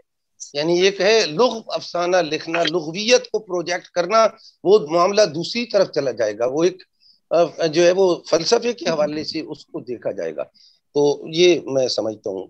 बहुत शुक्रिया समा खराशी की। जी हुमैरा आप कुछ कह रही थी? जी नहीं बस मैं जी मैं माजरत में भूल गई, मैं अभी मुझे याद आएगा तो मैं फिर बोलूंगी। आप प्लीज कोई बात नहीं। अच्छा ये ठीक है। मौजू ऐसा है मकसदियत का, यकीनन मौजू ऐसा है मकसदियत है कि जिस पे तो हम बिल्कुल बाकायदा अलग से ही रख सकते हैं, लेकिन ये हम ज़ाहिर इसी उसमें की मकसदियत है क्या। हम मेरे ख्याल में तो कोई भी तहरीर, कोई भी अफसाना लिखा जा रहा है, फिर वो कितना ही कमजोर हो तकनीकी हिसाब से, मौजू भी उसका हमारे हाल के हिसाब से कनेक्ट नहीं हो रहा है, फिर भी अगर ये भी कहा जाए कि जी वो शेर किस हाल में है या वो ये, उसको कहीं ना कहीं आप उसका एक प्रोसेस देखते हैं, कहीं ना कहीं उसका एक बैकग्राउंड होता है, कहीं ना कहीं उसकी एक वजह बन रही होती है। रीजन के बगैर कुछ भी नहीं होता। और बाज़ दफ़ा हम जब कोई खास करके ड्रामा कर रहे होते हैं तो वो हमें लगता है कि जी ये हमारे माशरे से नहीं है, लेकिन वो ऐसा होता नहीं है। जब वो ड्रामा आप तर्जुमे की सूरत में लाते हैं या अक्स करते हैं तो फिर कहीं ना कहीं उसकी सूरत हाल आती है कि वो ऐसा हमारे माशरे से कनेक्ट होती है, वही कोई सूरत हाल, तब मकसदियत पूरी होगी। यानी अगर वो मगरिब से है तब वो तो ठीक है, लेकिन अगर वो हमारा हिंदुस्तान पाकिस्तान से वो नहीं अगर लगा खा रही है तब वो मकसदियत से खाली है। ये भी एक सवाल आएगा, लेकिन बहुत ये भी एक सवाल आ सकता है इस पे कि मकसदियत किस हद तक, कहाँ ये इस सोसाइटी तक, या अगर क्योंकि सोसाइटी से मौजू नहीं कनेक्ट हो रहा इसलिए वो मकसदियत से खाली अफसाना है। ये भी एक बात आएगी, लेकिन हम इस पर आगे जरूर बात करेंगे। महाजबी आसिफ ने भी कुछ लिखा है, क्योंकि मैं ज्यादा तवज्जो चैट पे नहीं जा रही है। महाजबी आसिफ ने भी कुछ लिखा है, अफसाने मजीद महासिन भी हो सकते हैं, मकसदियत। अच्छा चलिए ठीक है, एक से, लेकिन सही है, ठीक है। अब ये बात आती है, एक सवाल और आता है। हुमैरा भी हमारे साथ मौजूद है, ज़ेब साहब भी मौजूद है। हुमैरा इसके हवाले से नया एक इजाफा है, भरपूर इजाफा है। अफसाने की तरक्की किस हद तक हो रही है, अफसाने की तरक्की पर किस हद तक काम हुआ है, और वो कितनी उसका मतलब क्या वो हक अदा कर सकी अफसाने की जो तनकीद है, खास करके आज का जो अफसाना है उस पर। जी हुमैरा, डॉक्टर हुमैरा हयात।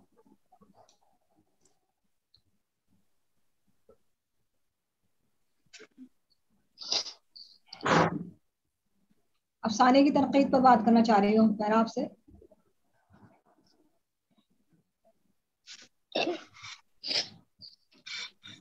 شاید مجھے آواز نہیں جا رہی ہمارا. چلیے راشد صاحب آپ بات کرنے کے. راشد صاحب آپ اس پر بات کیجیے کہ افسانے کی تنقید کس حد تک ہمارے یہاں کام اس نے رول ادا کیا ہے. جی انجلا مجھے آپ کی آواز نہیں آئی کلیئر, ڈسکنیکٹ ہو گیا تھا.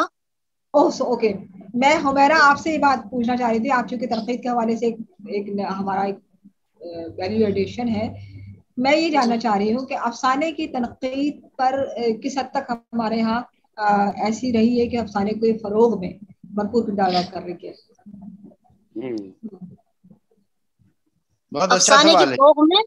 افسانے کے فروغ میں کردار ادا کر رہی ہو یا کر رہی ہے یا نہیں ہے. ایسا تو نہیں کہ افسانے کی طرح اتنی بودی تنقید ہو رہی ہے کہ وہ کوئی کردار ہی ادا نہیں کر رہی افسانے کے حوالے سے, افسانے پر کوئی بڑا کام نہیں ہو پائے گا.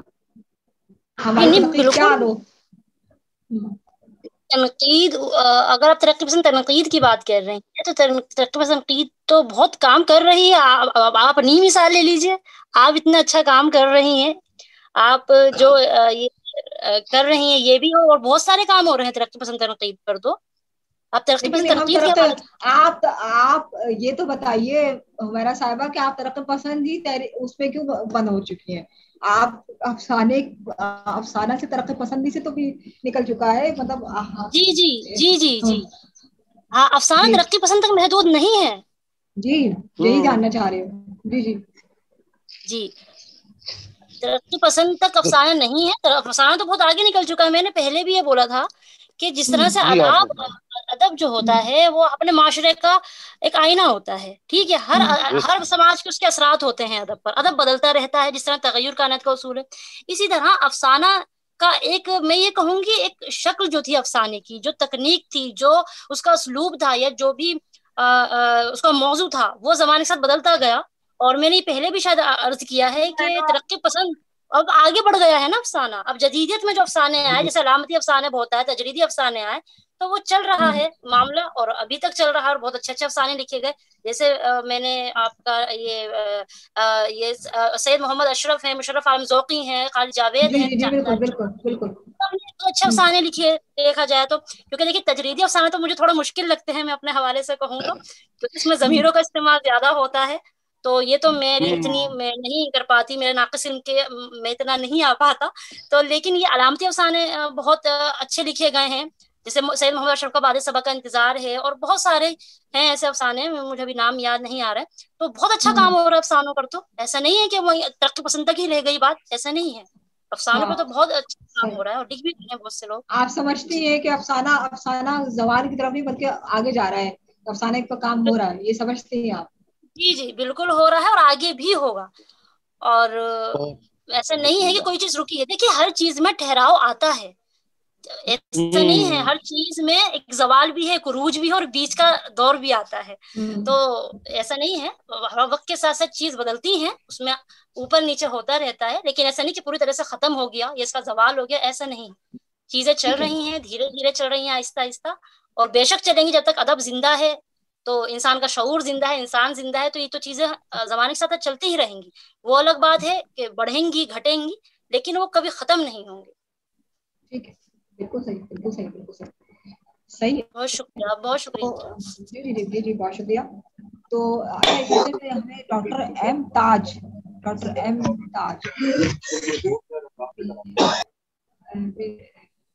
ہے ہمارے ساتھ. وہ ان کا مائک ہے, ویڈیو تو نہیں ہے. چلیے خیر دیکھتے ہیں, ہم آگے دیکھتے ہیں.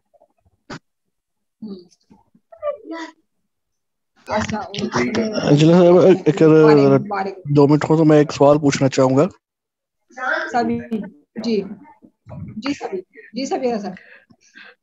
سر, میں راشد صاحب اور زیب صاحب سے ایک بات پوچھنا چاہوں گا کہ اکثر ایسا دیکھا گیا ہے کہ جب کوئی رائٹر کسی ایسی افسانہ لکھتا ہے جس میں وہ اپنے لوکیل سے یا سیٹنگ سے ذرا ہٹ کر کسی دور کے معاشرے کے بارے میں کچھ لکھتا ہے.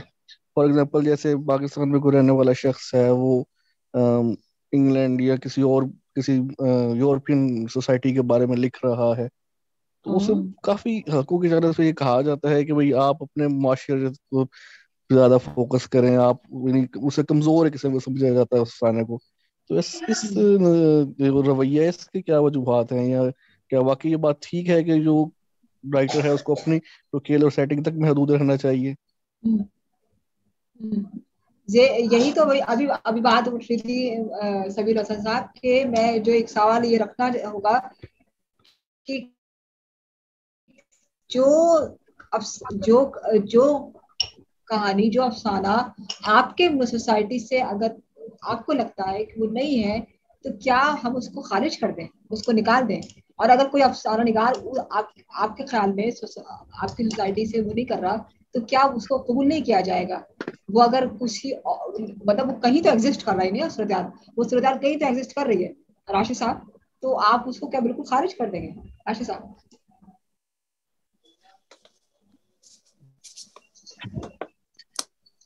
راشد صاحب, راشد جاوید صاحب.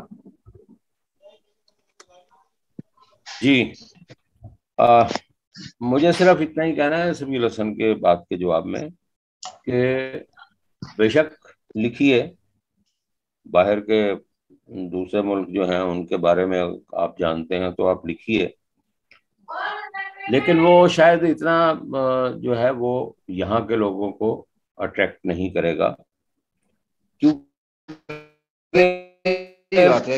ادیب جو ہے وہ اس کو میرا خیال سے وہ وہی لکھتا ہے جو اس پر نہ صرف خود اس پر بیتی ہوئی ہو بلکہ اسے کچھ نظر آئے وہ بھی اپنے فن میں وہ سمو لیتا ہے. لیکن بات پھر وہیں آ جاتی ہے کہ وہ جس ماحول میں رہ رہا ہے اور جس طبقے کی نمائندگی کر رہا ہے, وہ چاہے باہر کا بھی افسانہ لکھے گا, کوئی باہر کی کسی لوکیل کا, تو اس میں اس کا اپنا جو ہے وہ رنگ ضرور شامل ہوگا. رنگ شامل ہوگا تو وہ افسانہ جو ہے وہ بہتر ہوگا. دوسرا وہی ہے کہ اگر وہ باہر کے لوکیل کا کوئی لکھے گا تو لکھے, اب ہمیں زیادہ سے زیادہ ایک انفارمیشن مل جائے گی کہ جی فلاں جو ہے وہ ملک میں ایسی بات ہو رہی ہے, اس سے زیادہ اور کچھ نہیں ہوگا. صحیح, ایسا ہی اسرار غنی صاحب, ایسا ہی ہے. اب میں ایک بات کرنا چاہتا تھا. پہلی بات یہ بھی جو بات کی راشد صاحب نے, بہت ہی اچھی باتیں کی انہوں نے, اٹریکٹیو باتیں ہیں, لیکن مجھے ایک بات یہ یاد آئی ابھی, یہ تھا کہ بھائی کیا لکھیں, مطلب ہمارا ذاتی تجربہ ہو یا ہم باہر کے بارے میں صرف سوچ کے کچھ لکھ دیں. اپین آتش کا نام ظاہر ہے کہ سب نے سنا ہوگا, بڑا کہانیکار تھا. تو ایک بار انہوں نے ہم سے یہ کہا کہ اسرار تم کہانیاں لکھتے ہو, ایک بات کا ہمیشہ دھیان رکھنا کہ وہی لکھنا جو تمہارے ذاتی تجربات ہوں یا تمہارا ذاتی مشاہدہ ہو. ان پر جب تم لکھو گے تو تم پوری سچائی سے لکھ سکو گے, ورنہ پھر وہ سچائی اس میں سے غائب ہو جائے گی, پھر بات نہیں بن پائے گی. یہ ان کا کہنا تھا. وہی جو بات ابھی کہہ رہے تھے جاوید صاحب, وہ یہی بات ہے جو برسوں پہلے کہہ گئے تھے اپین آتش. صحیح, اپنے تجربے مشاہدے سے کہاں سے دور کہاں جا کے دیکھ سکتا ہے, پھر وہ بات آئے گی نہیں. جی زیب صاحب, اس پر آپ بھی کچھ بات کہیں گے؟ میں یہ سمجھتا ہوں کہ جو باتیں کہی گئی ہیں وہ بالکل درست ہیں, یعنی کہ وہ تو ایک تنقیدی پہلو ہے اس افسانے پہ یا اس تخلیق پہ, اس نقطۂ نگاہ سے اسے دیکھا جائے گا, ہر اعتبار سے دیکھا جائے گا. لیکن اظہار پہ پابندی لگانا یا یہ کہنا کہ آپ اس موضوع پہ نہیں لکھ سکتے اور اس موضوع پہ نہیں لکھ سکتے, اور یہ اسے نصیحت کی جائے کہ آپ اپنے مشاہدے کے, یہ ایک اچھی بات ہے, بھائی ٹھیک ہے, مشاہدہ بڑا کاؤنٹ کرتا ہے اور جو ہے وہ تجربہ کاؤنٹ کرتا ہے, یہ سب کچھ ہے. لیکن اس کے علاوہ کہیں کسی اور ملک کے تعلق سے لکھنا یا اور کوئی حوالے سے لکھنا, تو یہ تو منع نہیں ہے. اب دیکھیے قرۃ العین حیدر نے تو ان زمانوں کے بارے میں لکھا جو سامنے نہیں تھے. آپ جو ہے وہ آگ کا دریا دیکھ لیجئے, آپ کو ان کا جو ہے وہ سیتا ہرن دیکھ لیجئے, تو کہنے کا میرا مطلب یہ ہے کہ وہ ایک ماسٹر پیس بن گیا. آگ کا دریا ماسٹر پیس ہے یا نہیں, آپ یہ تو مانیں گے. تو اس طرح سے میں یہ کہہ رہا ہوں کہ وہ جو لکھا جائے گا اس کے حوالے سے پھر دیکھا جائے گا کہ اس میں جو ہے وہ کتنا زیادہ آرٹسٹک ہے, فنی طور پہ کتنا مضبوط ہے, اور تخلیقی طور پہ کتنا مضبوط ہے, اور کانٹینٹ کیا ہے, اس طرح سے دیکھا جائے گا. لیکن میں ذاتی طور پہ اس کے حق میں نہیں ہوں کہ رائٹر کو یہ کہا جائے اسے یہ، کیونکہ ایک طرح سے یہ موضوعات کے بارے میں ڈکٹیٹ کرنا ہو جاتا ہے کہ آپ اس پہ لکھیں اور اس پہ نہ لکھیں. یہ میرا ذاتی. کیا ایسا کسی نے لکھا ہے محترم؟ ایسا تو کسی نے بھی نہیں کہا کہ اس پہ نہ لکھے اس پہ نہ لکھے. وہ تو ان کو سبھی صاحب کا یہ سوال تھا کہ اس قسم کے افسانے کے بارے میں آپ کیا کہیں گے. منع تو کسی نے نہیں کیا. منع نہیں کیا تو بس یہی میں بھی یہی کہنا چاہتا ہوں کہ بے شک لکھیں، منع کیا بھی نہیں جا سکتا. جی منع نہیں، لیکن وہ اس تناظر میں اسے دیکھا جائے گا. ہر ایک کی ایک اپنی اپنی رائے ہوگی، لیکن اگر وہ تخلیق مضبوط ہوگی تو ظاہر ہے اس تناظر میں نے حوالہ دے دیا تھا جو ہے قرۃ العین حیدر کا کہ انہوں نے کتنے زمانوں کے حوالے سے لکھا. ظاہر ہے وہ خود تو ٹیکسلا یونیورسٹی میں پڑھی نہیں تھی، یا مہاتما بدھ کا دور تو انہوں نے نہیں دیکھا تھا، یا ہرمن ہیسے کو دیکھ لیجئے، یا پھر وہ شیکسپیئر نے جو کچھ لکھا ہے، شیکسپیئر نے تو کہیں کا وزٹ ہی نہیں کیا تھا.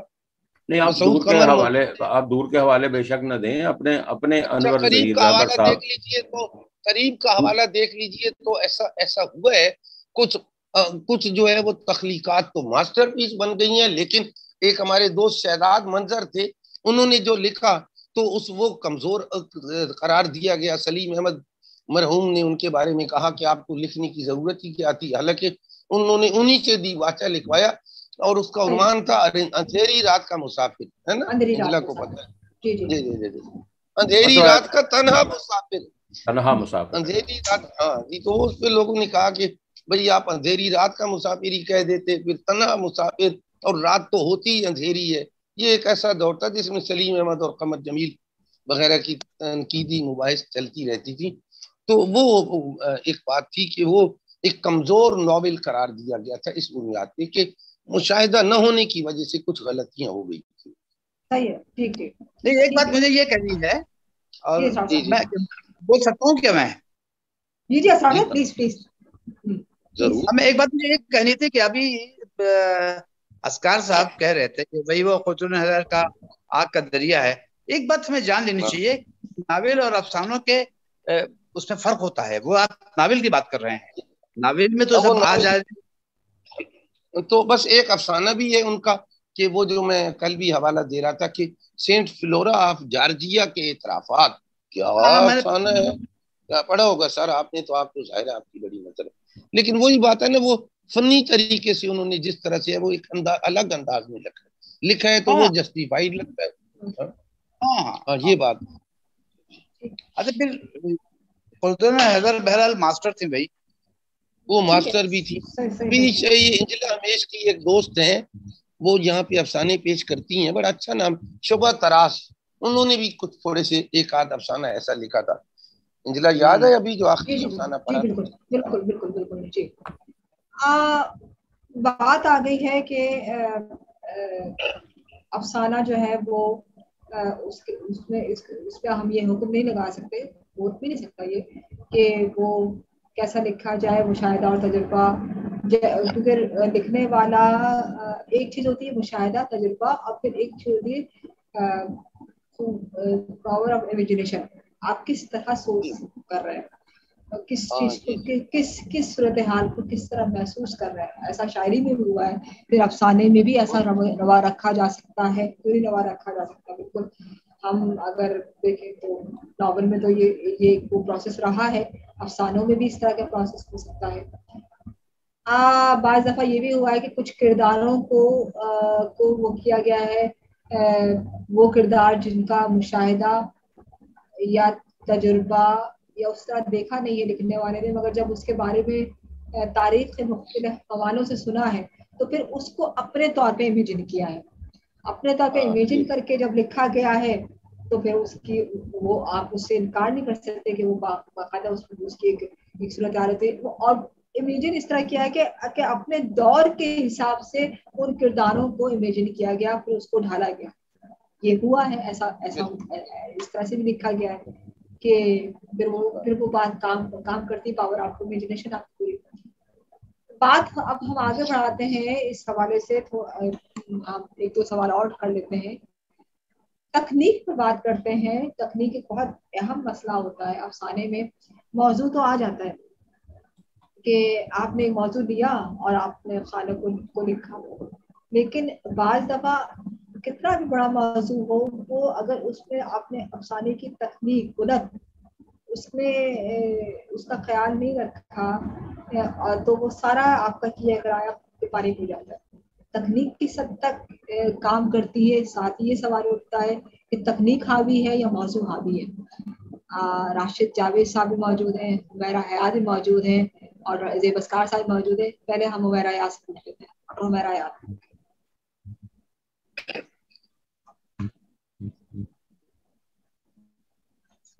حمیرہ موجود ہے؟ ہاں موجود تو ہیں۔ چلیے ہم حمیرہ سے پوچھتے ہیں جب وہ مائک انمیوٹ کریں گی۔ میں راشد صاحب آپ سے پوچھتی ہوں کہ کیا تکنیک حاوی ہو جاتی ہے موضوع پہ یا موضوع کی اہمیت رہتی ہے، کیا ہوتا ہے؟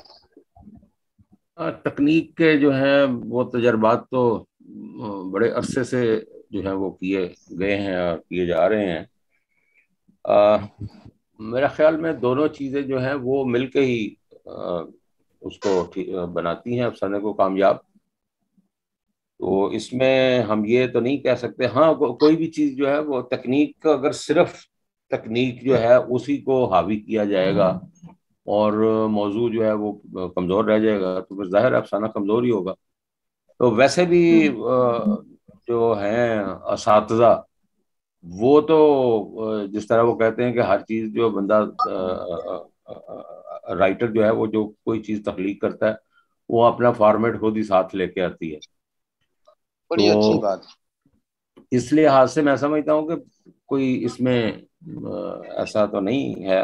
تکنیک میں لوگوں نے تجربات کیے ہیں اور اچھے تجربات بھی کیے ہیں، بڑے اچھے افسانے جو ہیں وہ ان کے ہوئے ہیں، اور بعض جو ہیں وہ تکنیک کے ہاتھوں مار بھی کھا گئے ہیں کہ وہ تکنیک میں ہی الجھے رہ گئے، الجھے ہی رہ گئے ہیں اور اصل موضوع جو ہے وہ ختم ہو گیا۔ تو یہ متوازن قسم کی چیز ہے، بین ہونا چاہیے۔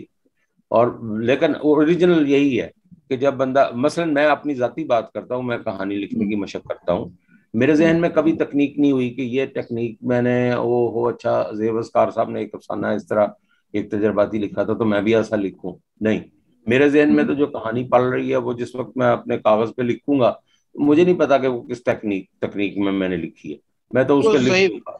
اس کو تو سننے والے پڑھنے والے جو ہیں وہ اندازہ لگائیں گے کہ یہ اس کا فارمیٹ کیا ہے۔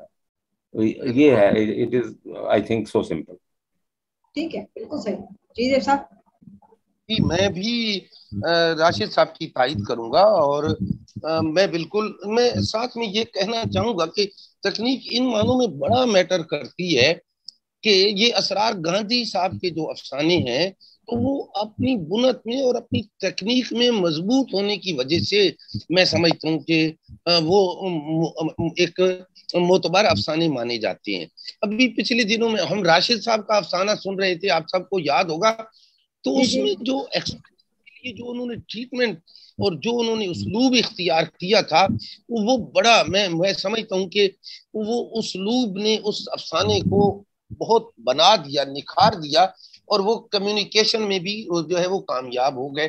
خود انجلا کا یہ افسانہ دیکھیے، لذت آزار، یا پچھلے دنوں جو اندھیرا اور اندھیرا 2 دفعہ سنا ہم نے نشستوں میں، تو اندھیرا اور اندھیرا ایک بڑا مشکل افسانہ تھا، مجھے یہ محسوس ہوا، اور اس میں تکنیکی مضبوطی نے ان باتوں کو بھی جو ہے وہ یوں سمجھیے کہ ہمارے سامنے پیش کر دیا جو شاید اگر اس تکنیک میں نہ لکھی جاتی تو وہ انسیڈ ہی رہ جاتی۔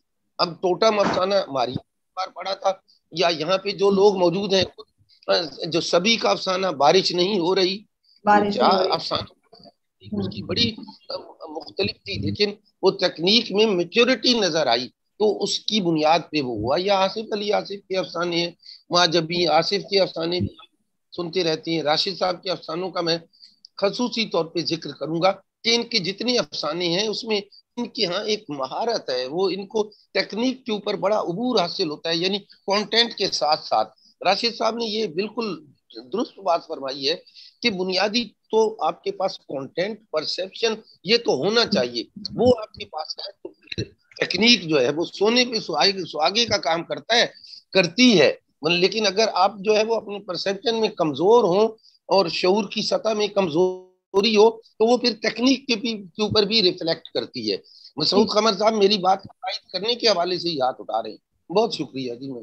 جی بہت شکریہ. اچھا بہت اچھی بات. صحیح ہے. اچھا یہ سیشن ایکسپائر ہو جائے تو دوست دوبارہ اسی لنک کو جوائن کر لیں. اب دیکھیے ایک سوال اور آ گیا. اب زیب صاحب نے تو ایک مسئلہ اور اٹھا دیا نا کہ وہ تکنیک. راشد صاحب کا بھی حوالہ دیا انہوں نے, ماریہ کا افسانے میرا بھی حوالہ دیا. اب بات ایک گاندھی صاحب کا بھی حوالہ آیا, سبھی کے افسانے پر بات ہوئی ہے.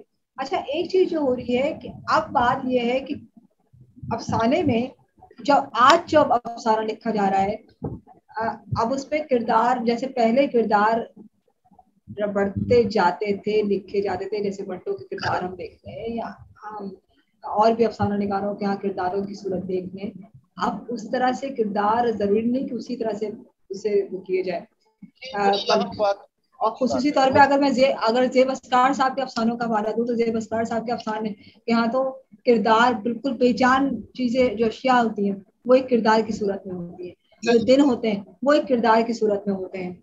اب وہ والی بات نہیں ہوتی کہ منٹوں کی سوگندھی آ گئی یا احمد میش کا محمد بلوس آ کے یونیورشیا کردار قائم ہو گیا. اب کرداروں کی صورت ہی بدلی ہے, اس پہ بھی بات کرنی ہے. تو کردار جو ہے, کیونکہ یہ ایسا نہیں ہوا کہ یہ روا روی میں ہوگی, مطلب ایسے ہی چلتے پھرتے ہو گیا, بلکہ ایسا ہوا ہے کہ اب جو افسانے کے تقاضے ہیں ان کے یہاں کردار کی نوعیت ہی الگ ہو گئی ہے. تو کس حد تک آپ لوگ اس چیز کو دیکھتے ہیں؟ میں زیب صاحب پلیز. یہ سیشن ایکسپائر ہونے نہیں والا, میں کیا میں دیکھتی ہوں. سیشن ایکسپائر ہونے 4 منٹ ہے. تو میں یہ سمجھتا ہوں کہ اجلا صاحبہ میں اپنے افسانوں کے حوالے سے کیا بات کروں. میں سمجھتا ہوں جس طرح سے مسعود قمر اب مجھے لگ رہا ہے کہ متحرک ہونے والی ہیں, تو یہ ان سے اگر پوچھ لیا جائے تو زیادہ بہتر نہیں ہے یار. مسعود صاحب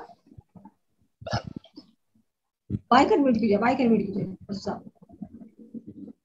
یہ بات بالکل آپ کی درست ہے کہ یہ آج کے دور کا جو افسانہ ہے, بلکہ پوئٹری میں بھی وہ جیسے پہلے تھا نا کوئی کسی منٹو کے جو آپ نے مثالیں دی ہیں, لیکن اب آپ بہت سے افسانے میں نے دیکھے ہیں یہ ایسے بے جان چیزوں کو کردار بنا کر پیش کیا گیا ہے. ان سے ان کے یہ ایک میز ہے, اس کے اندر سے کیا کیا چیزیں نکلتی ہیں جو اس زمانے کے ساتھ ہیں, جو مسالے اس زمانے کے مسائل ہیں, وہ ایک میز سے جو وہ ظاہر کیا گیا ہے. اگر اس کی ٹانگ ٹوٹی ہے اس کی حوالے سے, یہ زیب صاحب کے افسانے یہ اسپیشلسٹ ہیں اس معاملے میں. جی بالکل ایسا ہی. ان کے بہت سے افسانے میں نے دیکھے ہیں جو بالکل بے جان چیزیں ہیں, ایک دروازہ ہے, یہ ہے وہ, اس کو انہوں نے ان کا ایک افسانہ ہے بے کہانی کا ایک مکان, دیکھیے نا وہ افسانہ.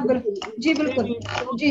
لیکن یہ دیکھیں اس میں جو ان کا سب سے کمال یہ ہوتا ہے کہ یہ قاری محسوس نہیں ہوتے دیتے کہ یہ بے جان چیزیں ہیں, حالانکہ قاری کو پتا ہوتا ہے کہ یہ میز ہے, لیکن یہ اس میں سے جو کہانی بناتے ہیں قاری اسی میں وہ ایسے ہی تسلسل سے چلتے آ رہا ہے جیسے وہ پہلے ایک دور میں منٹو کے یا کرشن چندر کے افسانے پڑھتا یا دوستویسکی کے افسانے ناول میں کردار پڑھتا, وہ جو وہ چلا آ رہا ہے. اسی طریقے سے میں نے دیکھا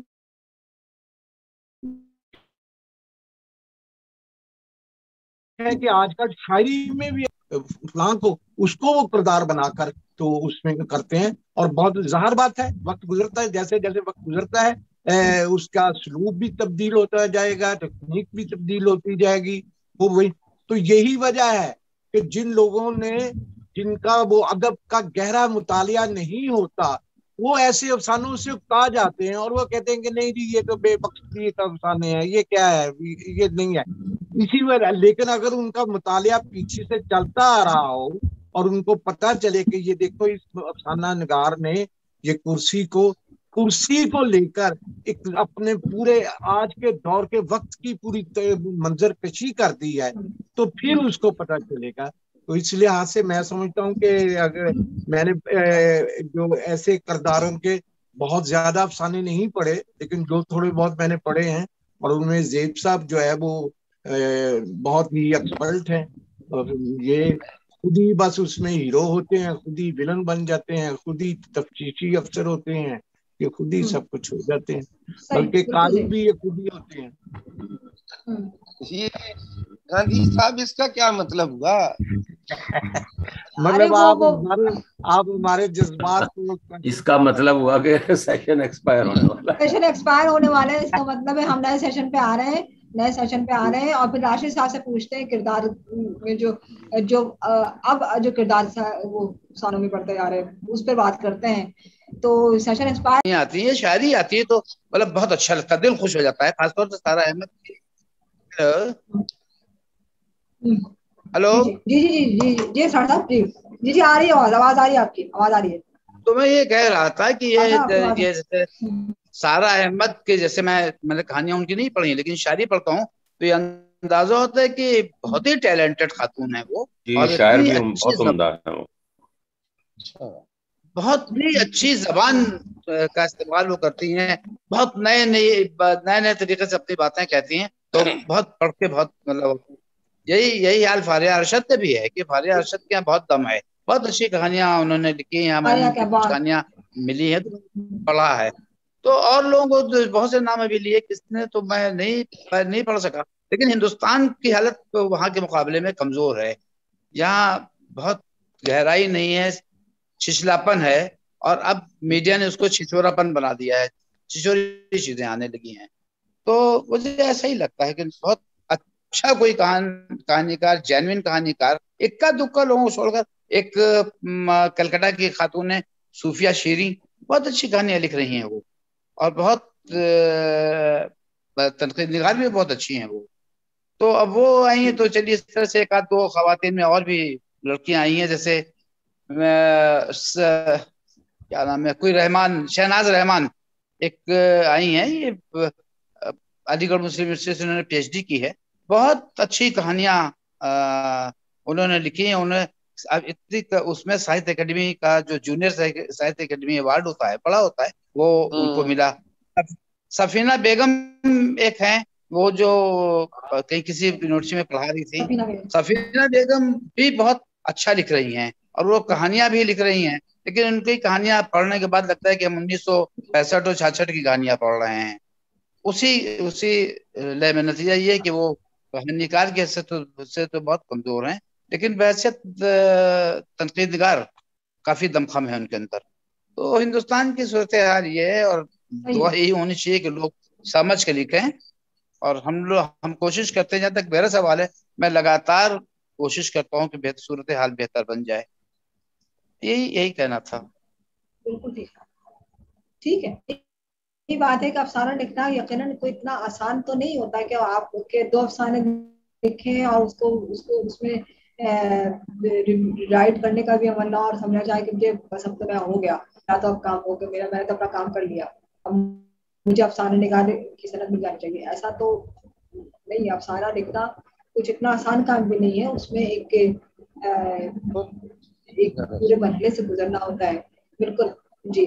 तो कोई ऐसा भी समझना चाहिए ज़ेब साहब कि अगर जितनी भी सफोकेशन हो, कितनी भी घुटन हो, अगर अफसाना निगार जो है वो अपने अंदर एक लिखने का एक भरपूर इदराक रखता है, कुव्वत रखता है, तो वो बहुत सफोकेटेड सिचुएशन में भी बहुत अच्छा अफसाना तख्लीक कर सकता है। तो आप कैसे देखते हैं ज़ेब साहब, आज जो अफसाने लिखे जा रहे हैं, अभी जो अफसाने लिखे जा रहे हैं, आप समझते हैं, आपने बड़ा इस पर गुफ्तगू की है, लेक्चर्स पे भी हैं, कि आप समझते हैं कि आगे इम्कानात है, या साथ ही ये सवाल भी कि क्या नए अफसाना निगार को, जैसे कि अभी जसरात गांधी साहब ने बताया, क्या इंडिया क्या पाकिस्तान, कि क्या नया अफसाना जो आजकल लिखने वाला है, या जो अफसाने की तरफ आ रहे हैं जो लोग, उन्हें क्या ऐसा नहीं करना चाहिए कि उनके अफसाने में वो बाज़ दफा ऐसा होता है कि अफसाना बहुत कमजोर होता है, वो फिर जल्दी वो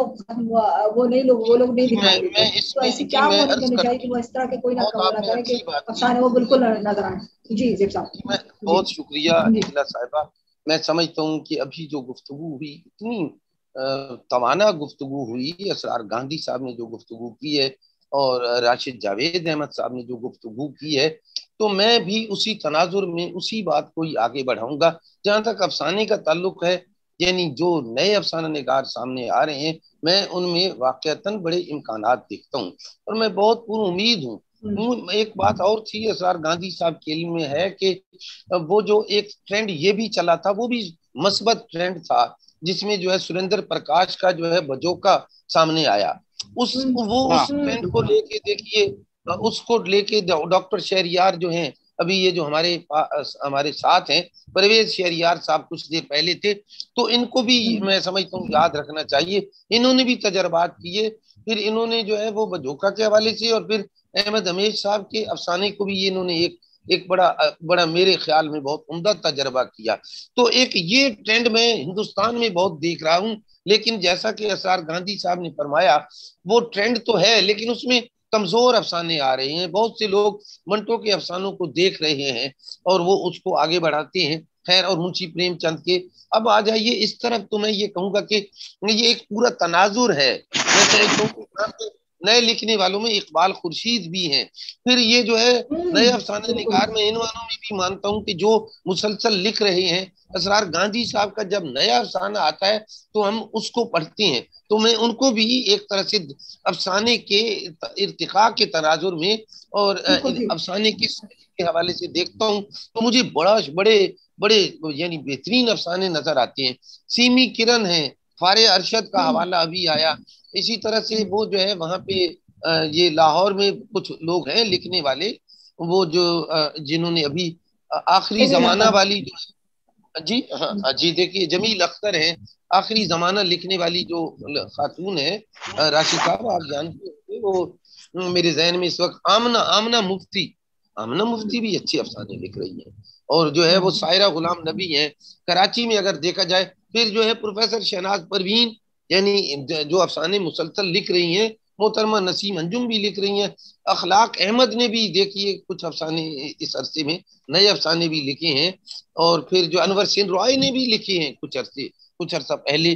तो जो है वो मैं समझता हूँ कि अफसाने जो है वो जो आजकल लिखे जा रहे हैं, मुझे अगर कोई बात नजर आती है, रफाकत हयात है, बहुत से नाम है, मैं कहूँगा इंजला हमेश के अफसानों का भी हवाला भी दिया और मैंने बड़ी जिम्मेदारी से वो हवाला दिया था।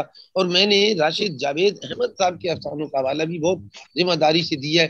फिर आसिफ अली आसिफ के अफसाने हम सुनते रहते हैं, बात होती रहती है। मारिया माविश हमारे यहाँ इन दिनों अफसाने लिख रही हैं, बहुत उम्दा। माजबी आसिफ के अफसानों का मजमूआ भी आ रहा है। और तो मैं एक बात जो मैं अफसाना निगारों के हवाले से कहूंगा, जो इंजला ने पूछी है, वो ये है कि अगर आप गौर से देखें तो आप पहले के अफसाना निगारों में और आज में भी बेशक तजर्बात तो हो रहे हैं उसलूब के, लेकिन एक जो खामी कभी नजर आती है जिसपे मेरे ख्याल कंट्रोल करना चाहिए, वो ये है कि आप अफसाने के लिए जो तख्लीकी दलील इब्तिदान कायम करते हैं, तो उसमें असरार गांधी के अफसानों को देख लीजिए, आप जो है कृष्ण चंद्र के अफसानों को देखिए, इंतजार हुसैन के अफसानों को देखिए, या अशफाक अहमद या इवन डॉक्टर अनवर सज्जाद या नैयर मसूद, इन सब के मैं सीनियर अफसाना निगारों की बात, खालिदा अहमद की बात भी कहूंगा।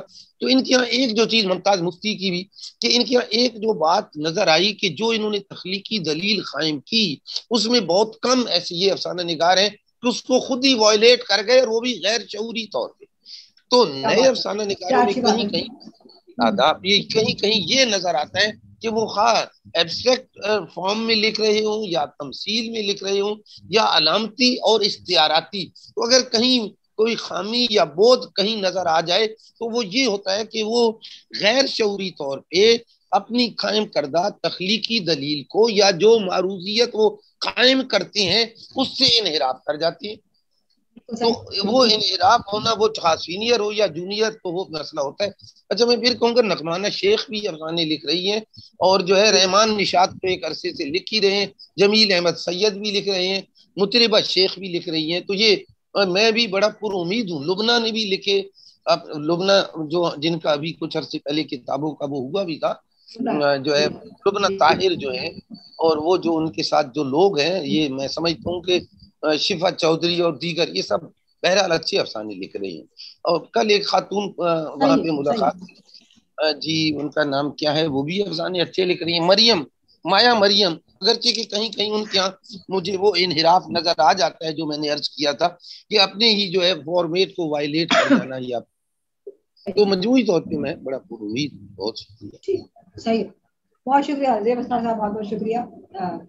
افسانے، آج کے افسانے میں امکانات نظر آتے ہیں ہمارے ناقدین کو، جہاں یہ بات جو زیب صاحب کہہ رہے ہیں کہ کہیں کہیں وہ اپنے ہی فارمیٹ سے وائلیٹ کرتے نظر آتے ہیں، اور بعض دفعہ وہ نبھا بھی نہیں پاتے. اس طرح ایک اچھا افسانہ لکھ دیا، ضروری نہیں کہ وہ دوسرا، مطلب اس میں وہ پختگی نہیں لا پاتے اپنے اس میں فارمیٹ میں. بعض دفعہ یہ بھی ہوتا ہے کوئی میں سب کے لیے نہیں کہوں گا، یہ میں ایک مجموعی بات کروں. کبھی کبھی بعض دفعہ یہ ہوتا ہے کہ اتفاقی عمل سے کوئی اچھا افسانہ لکھ دینا اور ایک ڈیڈیکیشن کے ساتھ، ایک کمٹمنٹ کے ساتھ افسانے کو برتنا، یہ دو الگ باتیں ہیں یقیناً. تو آج ہم نے گفتگو کی افسانے کے محاسن پر، اور اس میں کئی ڈائمینشنز تھی، کئی موضوعات تھے جس کو ہمارے تجزیہ نگاروں نے اس پر گفتگو کی، ہمارے ناقدین نے گفتگو کی. ڈاکٹر حمیرہ حیات ہمارے ساتھ موجود تھی انڈیا سے، ان کی کتاب بھی آئی ہے، اس پہ بھی کبھی گفتگو کریں گے. ترقیبی جائزے ہمارے ساتھ موجود تھے ڈاکٹر پرویش شریار، وہ بہت مصروفیت کی باعث وہ ہمیں کم وقت دے سکے، لیکن ان کی ایک بھرپور گفتگو رہی افسانے کے تناظر میں. اور ہمارے ساتھ رہے ڈاکٹر راشد جاوید احمد صاحب. راشد جاوید احمد صاحب نے افسانے کے جو آج کا افسانہ ہے، افسانے کو تخلیق پر گفتگو کی. پھر عزیز اسرار حسین صاحب جنہوں نے تمام سطح پہ آج کا جو افسانہ لکھا جا رہا ہے، پھر افسانے کی تکنیک، پھر کیا کرنا چاہیے آج کے افسانے نگاروں کو، پھر افسانے میں جو کردار کی صورت ہے اس پر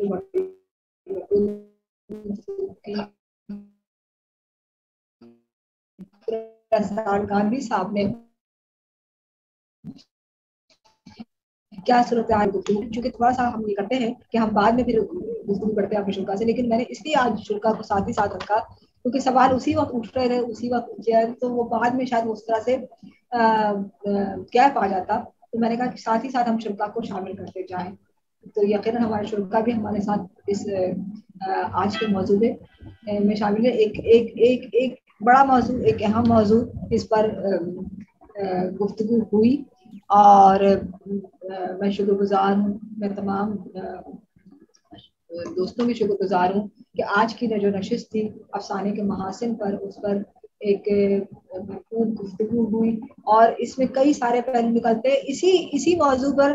جیسے کہ ابھی جو بات راشد صاحب کہہ رہے تھے کہ مقصدیت پر تو پورا ایک علیحدہ سیشن ہمارا ہو سکتا ہے، بلکہ ہم رکھیں گے بھی اس پر کہ افسانے مقصدیت. میرا تو بلکہ سوال آ جاتا ہے کہ افسانے میں مقصدیت کا دراصل تو ہم مفہوم بتائیں کہ مقصدیت ہے کیا. اس پر ہم ضرور سیشن رکھیں گے آگے کسی پروگرام میں. تو بہت بہت بہت بہت شکریہ تمام دوستوں کا. چراغ ہمیش کی چوتھی نشست سبیل حسن کے افسانے ہم نے رکھی تھی. ان کے افسانے پر بہت سے لوگوں نے اس پر بات واٹس ایپ کے ذریعے پہ آڈیو اور ٹیلیویژن تابعات ہوئی، اور اسی کو مد نظر رکھتے ہوئے ہم نے آج ایک موضوع بھی رکھا افسانے کے محاسن.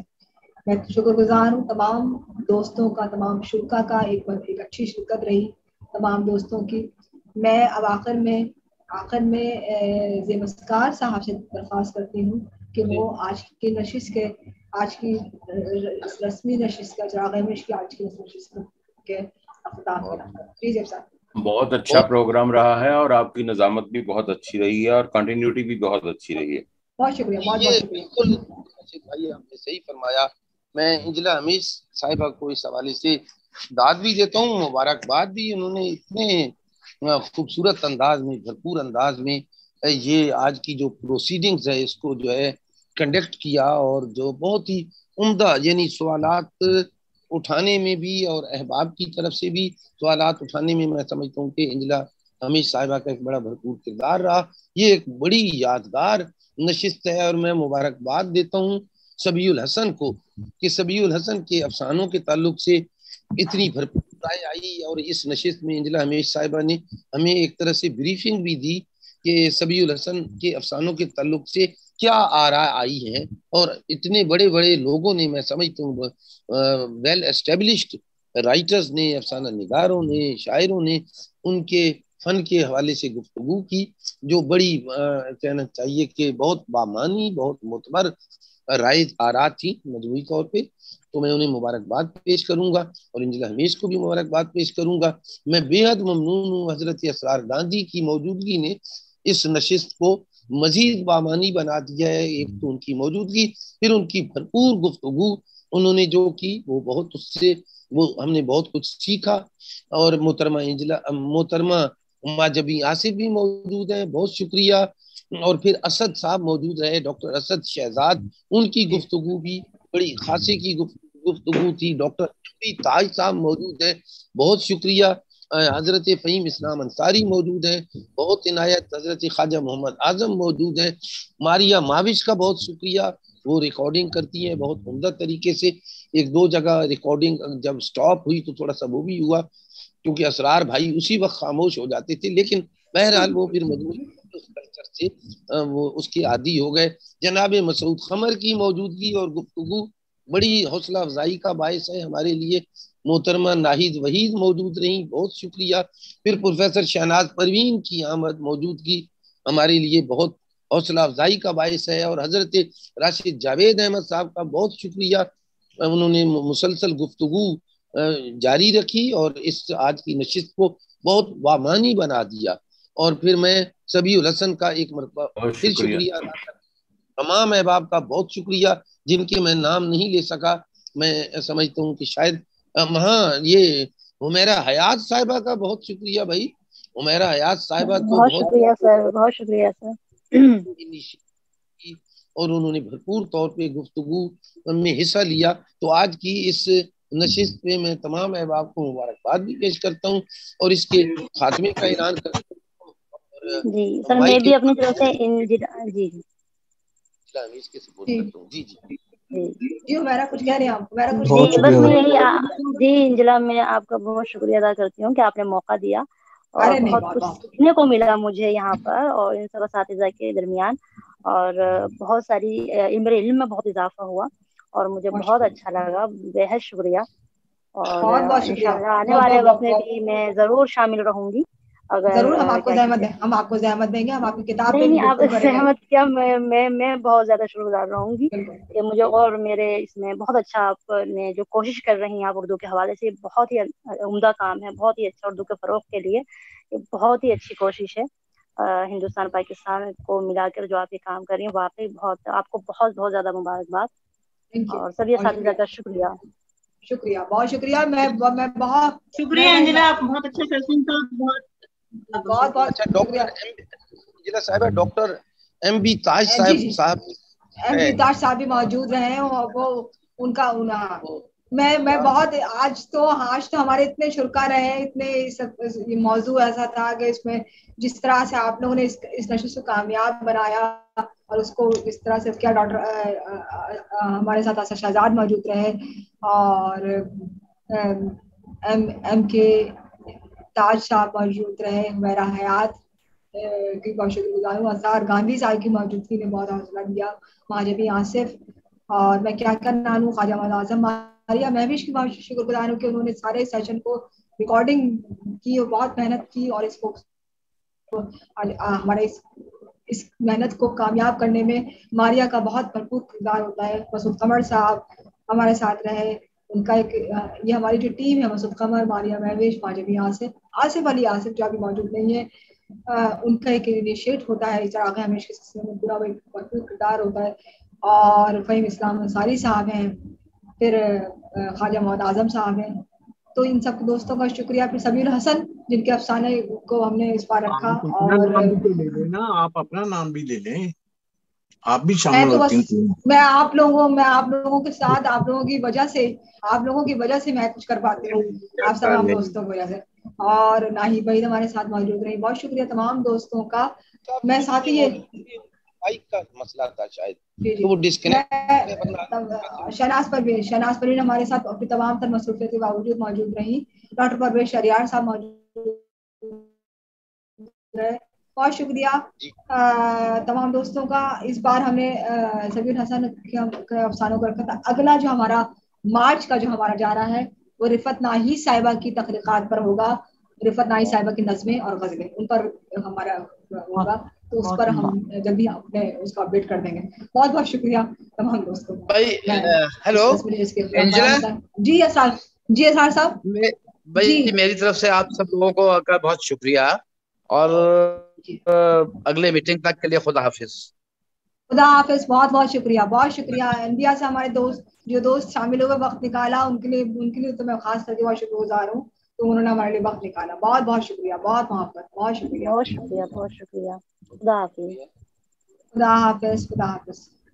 خدا حافظ. بھیا آپ نے ریکارڈنگ بند کر دی, اب کوئی بندہ گفتگو کر سکتا